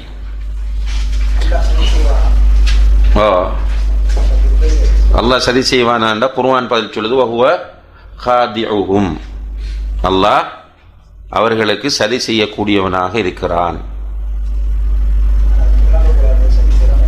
அப்படி அல்ல, அல்லாஹு தஆலா அப்படி புரியக்கூடாது. அல்லாஹு தஆலா செய்யக்கூடிய அனைத்துமே சிறந்தவை. எதை செய்தாலும் அல்லாஹ் சிறப்பாகவே செய்வான், அழகாகவே செய்வான். மனிதன் அதை அசிங்கமாக செய்வான். அல்லாஹ் செய்யும் போது அது சிறப்பு பெறுகிறது. இதுக்கு வேற தஅவீல் பண்ணினால் அஷாயிராக்களாக மாறிவிடுவோம். இதை வந்திருக்கிறத அப்படியே நம்ம நம்ப வேண்டும். என்று அல்லாஹோடு தொடர்பானது. அல்லாஹோடு தொடர்பான விஷயத்தில் இஜ்திஹாத் செய்ய முடியாது.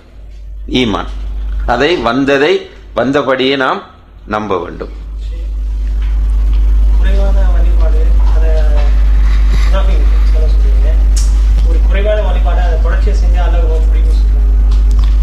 இல்லை, அதாவது வழிபடுதல் என்பதற்கும் நஃபிலான வணக்கங்களை செய்தல் என்பதற்கும் இடையில வித்தியாசம் இருக்கு.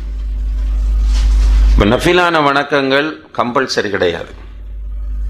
ஆனால் அல்லாஹ் வலியுறுத்திய விஷயங்கள் இருக்கும், அதுக்கு கட்டுப்பட்டே ஆக வேண்டும். முனாஃபிக்கள் அல்லாஹ் வலியுறுத்திய விஷயங்கள்லேயே குறைபாட்டோடு இருப்பார். இப்போ ஒரு மனிதர் இருக்கிறார், மாஷா அல்லாஹ், நல்ல எல்லா அமல்களும் ஈமான்ல உறுதியாக இருக்கிறார், கடமைகளை செய்கிறார். அவர் முன்பின் சுன்னத் தொழுவதில்லை, இரவு தொழுகையில் ஈடுபடுவதில்லை. இவருடைய ஈமான்ல சிக்கல் இருக்கிறதா? இல்லை. ஆனால் இவருக்கு ஃபர்லுக்கு போகும்போதே சோம்பேறித்தனமாக இருக்கிறது, கஷ்டமாக இருக்கிறது. இப்ப இவருடைய நிலை என்ன? நிஃபாக் இருக்கிறது. ரெண்டுக்கும் இடையில வித்தியாசம் இருக்கிறது. அதே போல ரசூலுல்லாஹ் இப்னு மஸ்ஊத் ரலியல்லாஹு அன்ஹு சொல்றாங்க, எங்களுடைய காலத்தில் ஜமாஅத் தொழுகையை விட்டும் பிந்துகிறவர்கள் யாரா இருந்தாங்க? இல்லா முனாஃபிகுன் மஅலூமுன் நிஃபாக், தெளிவாக அறியப்பட்ட முனாஃபிக்குகள் தான். இன்றைக்கு நமக்கெல்லாம் ஜமாஅத் தொழுகை, அதெல்லாம் நமக்கு தரப்பட்ட தர்பியாவின் விளைவுகள். ஆரம்பத்திலிருந்து என்ன தர்பியா கொடுத்தாங்க? பித்அத் செய்கிற பள்ளிக்கு போகக்கூடாது, அந்த இமாமு பின்னாடி நின்று தொழக்கூடாது. நமக்கு சான்ஸ் ஆயிட்டு. இப்ப நீ கொண்டு வருவாங்க காலப்போக்கில் அமலே தேவையில்லைண்டு, அமலே அவசியம் இல்லை என்ற ஒரு கருத்தை பதிவு செய்வார்கள். அப்படி கருத்து இருந்துச்சா இல்லையா? வரலாற்றில் இருந்துச்சு தானே.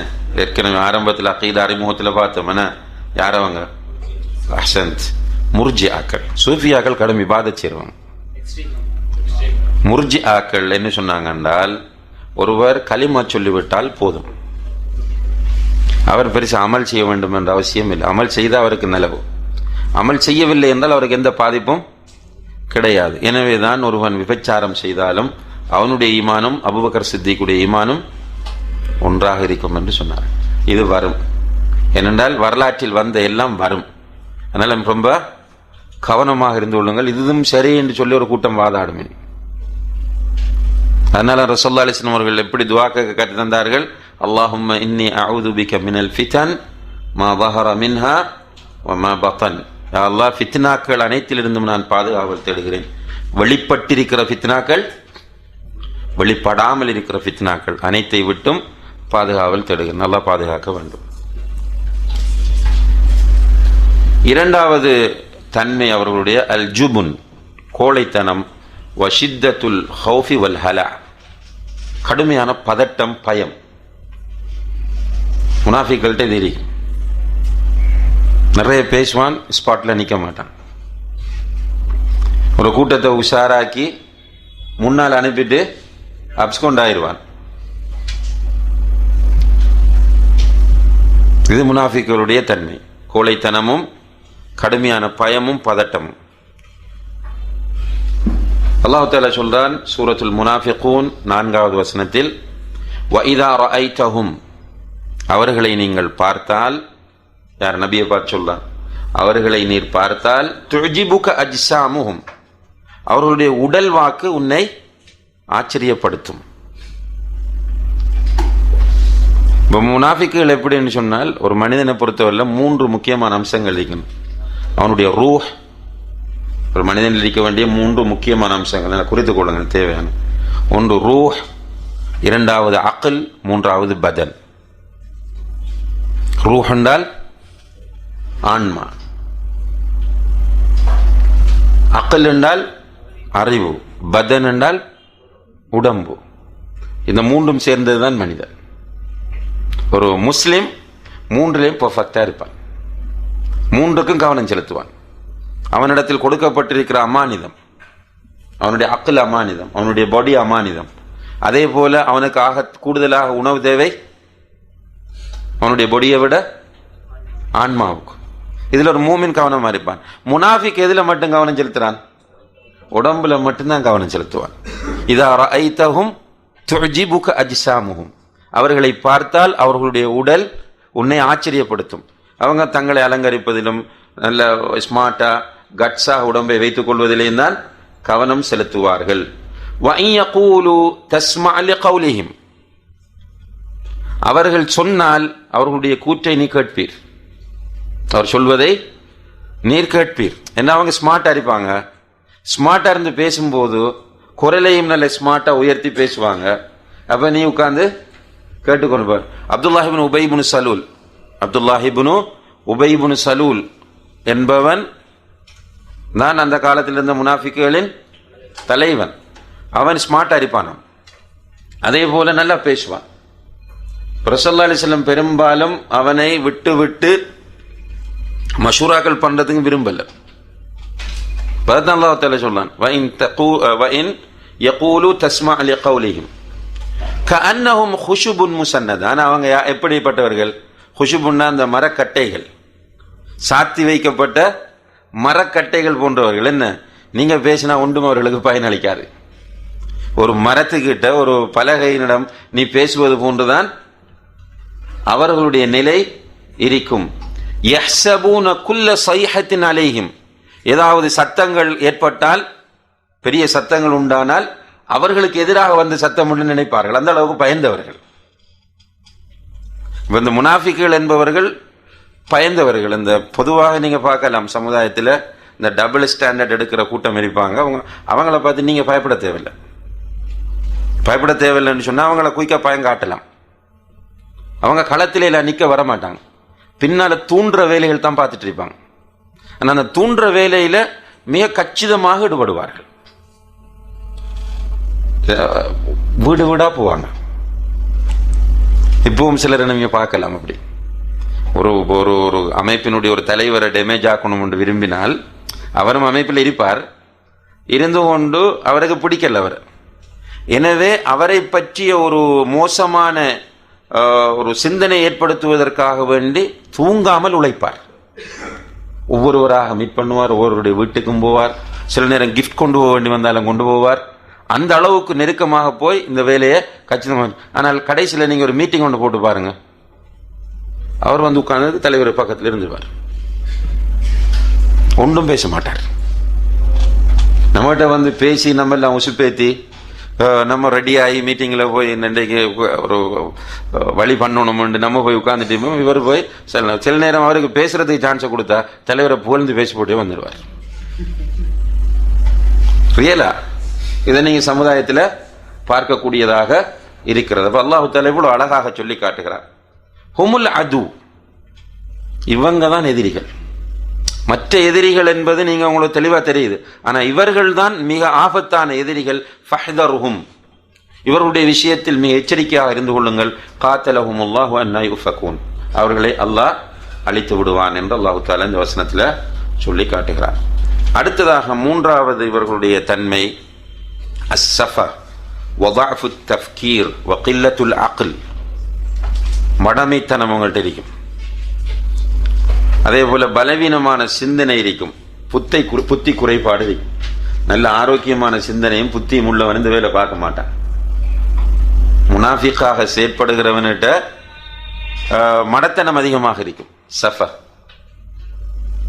அந்த மடத்தனத்தினால் தான். இல்லாட்டி புத்திசாலின்னா அவன் நரகத்திலிருந்து பாதுகாக்கிறதுக்கு அவன் யோசிக்கும், நான் போகக்கூடிய இந்த வழி தப்பானது, இப்படி பண்ணக்கூடாது, இதனால் ஏற்படுவது ஃபித்னாவும் ஃபசாதும் தான். இருக்கிற செட்டப்பை இன்னும் நாசமாக்குகிறேன், இருக்கிற செட்டப்பை பாதுகாப்பதே ஒரு சவாலாக இருக்கும் போது இன்னும் அதை நான் நாசமாக்குகிறேன் என்று யோசிப்பான். யாரு? சீரிய சிந்தனை உள்ளவன். ஆனால் புத்தி குறைவுள்ளவன் அதை பத்தி எல்லாம் அவனுக்கு கவலையே இல்லை. அவனுடைய விஷயத்துல வெற்றி அடைய வேண்டும் என்பதாகவே இருப்பான். இதை பற்றி அல்லாஹு தஆலா சொல்லும் போது சூரத்துல் பக்ரா 13வது வசனத்தில் வஇதா கீல லஹும் ஆமினு கமா ஆமனன் நாஸ், மனிதர்கள் ஈமான் கொண்டது போன்று ஈமான் கொள்ளுங்கள் என்று சொன்னால் காலு அனுமினு கமா ஆமனு சுஃபஹா, மடையர்கள் ஈமான் கொண்டது போன்று ஈமான் கொள்ள வேண்டுமா என்று கேட்பார்கள் என்று சொல்லிட்டு அல்லாஹ் என்ன சொல்றான், அலா இன்னஹும் ஹுமுஸ் சுஃபஹா, அவர்கள்தான் மடையர்கள். இந்த கேட்கிற மடையர்கள் இருக்கிறார்களே அவர்கள்தான் உண்மையான மடையர்கள். வலாக்கின் லா யஅலமூன், அவர்கள் மடையர்கள் என்பது அவங்களுக்கு புரியாது. அல்லாஹு அக்பர். இவ்வளவு பெரிய ஒரு கிரிட்டிக்கலான நிலை என்று பாருங்கள். அவர்கள் மடையர்கள், ஆனால் மடையர்கள் என்பது அவர்களுக்கு புரியாது. அடுத்த பண்பு ததப்துப் வல் முராவகா வத்தலவுன், தடுமாற்றமும் இரட்டை வேடமும். முனாஃபிக்கள் இருக்கிற முடிவெடுத்துக் கொள்ள முடியாமல் தடுமாறுவாங்க. இவரோட போய் உட்கார்ந்தா இவரோட பக்கம் நின்று பேசுவாங்க, அவரோட போய் உட்கார்ந்தால் அவருடைய பக்கம் நின்று பேசுவார்கள். முடிவெடுக்க தெரியாமல் தடுமாறிக்கொண்டிருப்பார், நிறம் மாறிக்கொண்டே இருப்பார்கள். இடத்துக்கேற்ற நிறம் பூசிக்கொள்வார்கள். சிவப்போடு இருந்தால் சிவப்பு, பச்சையோடு இருந்தால் பச்சை, நீலத்தோடு இருந்தால் நீலம் என்று மாறி மாறி இருந்து கொண்டே இருப்பார்கள். அல்லாஹு தஆலா சூரத்துல் பக்ரா 14வது வசனத்தில் சொல்றான், வஇதா லகுல்லதீன ஆமனு காலு ஆமன்னா, ஈமான் கொண்டவர்களை சந்தித்தால் நாங்கள் ஈமான் கொண்டோம் என்று சொல்வார்கள். வஇதா ஹலவ் இலா ஷயாத்தீனிஹிம், அவர்களுடைய ஷைத்தான்களிடம் அவர்கள் போய்விட்டால், இங்கே ஷைத்தான்கள் என்று குறிப்பிடுவது யார? மனிதர்களை, அவர்களுடைய தலைவர்கள், அவர்களுடைய கூட்டத்தார். வைதா ஹலவ் இலா ஷயாத்தீனிஹிம் காலு இன்னா மாக்கும், நாங்கள் உங்களோடு தான் என்று சொல்வார்கள். அங்க மூமின்களோட போனா நாங்கள் ஈமான் கொண்டோம் என்று சொல்வார்கள். இங்கே யூதர்களிடமும் ஏனையோரிடமும் வந்தால் நாங்கள் உங்களோடு தான் என்று சொல்வார்கள். இன்னமா நஹ்னு முஸ்தஹ்சியூன், நாங்கள் அங்கால போய் ஏன் ஈமான் கொண்டோம் என்றால் சும்மா ஹிண்ட் அடிக்கிறதுக்காக, கேலி செய்யறதுக்காகத்தான் அப்படி செய்தோம் என்று அவர்கள் சொல்லுவார்கள் என்று அல்லாஹு தஆலா சொல்றார். அதே போல சூரத்து நிசா 143வது வசனத்தில் அல்லாஹு தஆலா சொல்றான், முதப்தபீன பைன தாலிக், அதற்கிடையில் தடுமாறி கொண்டிருப்பார்கள். லா இலாஹா உலா வலா இலாஹா உலா, அவர்கள் பக்கமும் கிடையாது இவர்கள் பக்கமும் கிடையாது. வமன் யுதுலில்லாஹு ஃபலன் தஜித லஹு சபீலா, யாருக்கு அல்லாஹ் வழிகேட்டை ஏற்படுத்துகிறானோ அவருக்கு வேறு வழியை நீ பெற்றுக்கொள்ள முடியாது என்று அல்லாஹ் தஆலா சொல்றான். இப்போ முனாஃபிக்களுடைய மிக முக்கியமான ஒரு தன்மை என்னவென்றால், என்னது, பச்சோந்திகள் போல இருப்பார்கள், நிறம் மாறிக்கொண்டே இருப்பார்கள், அங்கும் இங்கும் போய் நடிப்பார்கள். எனவே நாமும் கவனமாக இருக்க வேண்டும். அவர்கிட்டையும் போய் பேசுறது இவர்கிட்டையும் போய் பேசுறது என்பது பொறுத்து. அவர்கிட்ட உள்ள தப்புண்டா தப்புன்னு சொல்லுங்க, இவர்கிட்ட உள்ள ரைட்டுண்டா ரைட்டுன்னு சொல்லுங்க. இவர்கிட்டையும் போய் நீங்க சொல்றதும் சரிதான் நீங்க சொல்றதும் சரிதான் என்று இருக்கக்கூடாது. இது ஒரு மூமினுக்குரிய தன்மை கிடையாது. மூமினை பொறுத்தவரையில் கொள்கையில் உறுதியானவன், அவனுடைய கழுத்திலே வாழ்வைக்கப்பட்டாலும் அவன் கொள்கையில் கடைசுவரையும் உறுதியாகவே இருப்பான்.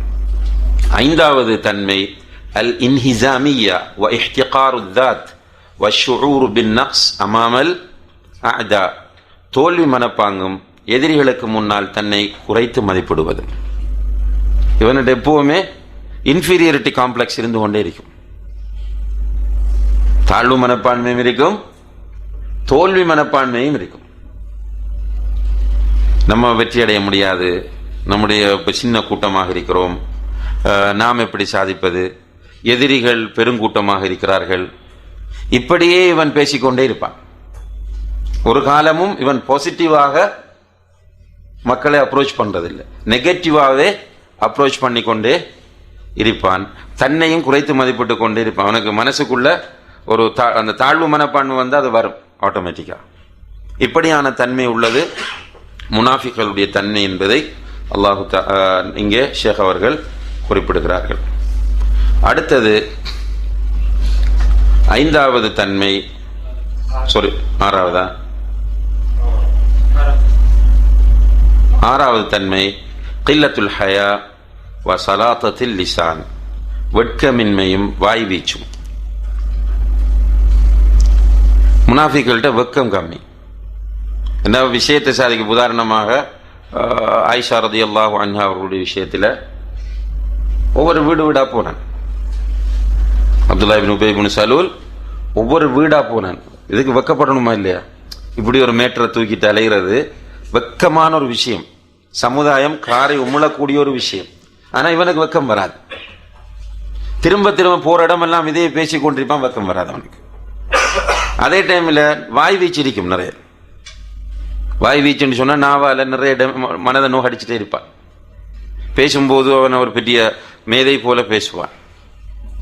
இந்த தன்மை முனாஃபிக்குகளிடம் உள்ள தன்மை என்று அல்லாஹு தஆலா சூரத்துல் அஹ்ஸாப் 18-19 வசனங்கள்ல சொல்றான். கத் யஅலமுல்லாஹுல் முஅவ்விகீன மின்கும், உங்களில் தடுக்கக்கூடியவர்களை அல்லாஹ் அறிவான். வல் காயினீன லிஇஹ்வானிஹிம் ஹலும்ம இலைனா, அவர்கள் தங்களுடைய சகோதரர்களிடத்தில் சொல்வார்கள் எங்களோடு வந்து விடுங்கள் என்று. வலா யஅதூனல் பஅஸ இல்லா கலீலா, யுத்தங்களுக்கு இவர்கள் மிக குறைவாகவே சமூகம் தருவார்கள். ரசூலுல்லாஹி அலைஹி வஸல்லம் காலத்தில் உள்ள முனாஃபிக்குகளை பற்றி அல்லாஹ் சொல்றான். பெரும்பாலான யுத்தங்களுக்கு ஏதாவது ஒரு காரணத்தை சொல்லி ஒதுங்கக்கூடியவர்களாகத்தான் அவர்கள் இருந்தார்கள். வலா யஅதூனல் பஅஸ இல்லா கலீலா அஷிஹத்தன் அலைக்கும், உங்கள் மீது அவர்கள் கஞ்சத்தனமாக நடந்து கொள்வார்கள். ஃபைதா ஜாஅல் ஹௌஃபு, பயம் வந்து விட்டால் ரஅய்தஹும் யன்துரூன இலைக ததூரு அயுனுஹும் கல்லதி யுக்ஷா அலைஹி மினல் மௌத், இந்த மௌத் வரும்போது பயப்படுறவனுடைய கண்ணை போல அவங்களுடைய பார்வை இருக்கும். அவங்களுக்கு பயம் வந்துட்டால் அவருடைய பார்வை அப்படியே மாறிவிடும். மௌத்தாகிற அந்த கண்டிஷன், ஒரு அப்படியான ஒரு பயம் ஏற்பட்டால் ஒருவனுடைய பார்வை எப்படி இருக்குமோ அதே போன்று இவனுடைய பார்வை மாறிவிடும். ஃபைதா தஹபல் ஹௌஃபு, பயம் போய்விட்டால் சலகூக்கும் பி அல்சினத்தின் ஹிதாத், அவர்களுடைய கூறிய நாக்கினால் உங்களை அவர்கள் காயப்படுத்துவார்கள். அஷிஹத்தன் அலல் ஹைர், இந்த நன்மையின் மீது உள்ள கஞ்சத்தனத்தினால் உலாயிக லம் யுமினு, இவர்கள் ஈமான் கொள்ள போவதில்லை என்று அல்லாஹ் தஆலா சொல்றான். பயந்து போன சரண்டர், பயம் போயிட்டால் பிறகு திரும்ப பழையபடி ஆரம்பித்து விடுவார்கள். இப்போ இது இந்த காலத்தில் உள்ள முனாஃபிக்கள் எப்படி பண்ணாங்கன்னா, பதவிக்காக வேண்டி இப்படி ட்ரை பண்ணுவாங்க. பதவி போய்விடும் என்று வரும்போது ரொம்ப பயந்து போய் கண்ணெல்லாம் மேலே கீழே போய் மக்களுடைய காலில் விழக்கூடிய அளவுக்கு வருவாங்க. பிறகு திரும்ப பதவி கிடைத்து விட்டால் திடீரென பழையபடி மாறிவிடுவார்கள். முனாஃபிக்களுடைய மிக முக்கியமான ஒரு பண்பாக அல்லாஹு தஆலா வெட்கமின்மையையும் வாய்வீச்சு தன்மையையும் குறிப்பிடுகிறான். எனவே அன்புள்ள சகோதர சகோதரிகளே, முனாஃபிக்குகள் என்பவர்கள் மிக டேஞ்சரான கூட்டம். நரகத்தின் அடித்தளத்தில் இருக்கக்கூடியவர்கள். குறிப்பாக ஷேக் அப்துல்லா அல் ஜப்ரீன் ஹஃபிதஹுல்லாஹ் அவர்கள் இங்கே குறிப்பிடக்கூடிய முனாஃபிக்குகள் முனாஃபிக் அக்பர், பெரிய நிஃபாக்கிலே ஈடுபடக்கூடியவர்கள். அந்த நிஃபாக்கிலிருந்து அல்லாஹு தஆலா நம் அனைவரையும் பாதுகாக்க வேண்டும். முனாஃபிக்குகளுடைய தன்மைகள் நம்மிடம் வந்து விடாமலும் அல்லாஹு தஆலா நம் அனைவரையும் பாதுகாக்க வேண்டும். வாஹ்ரு தஅவானா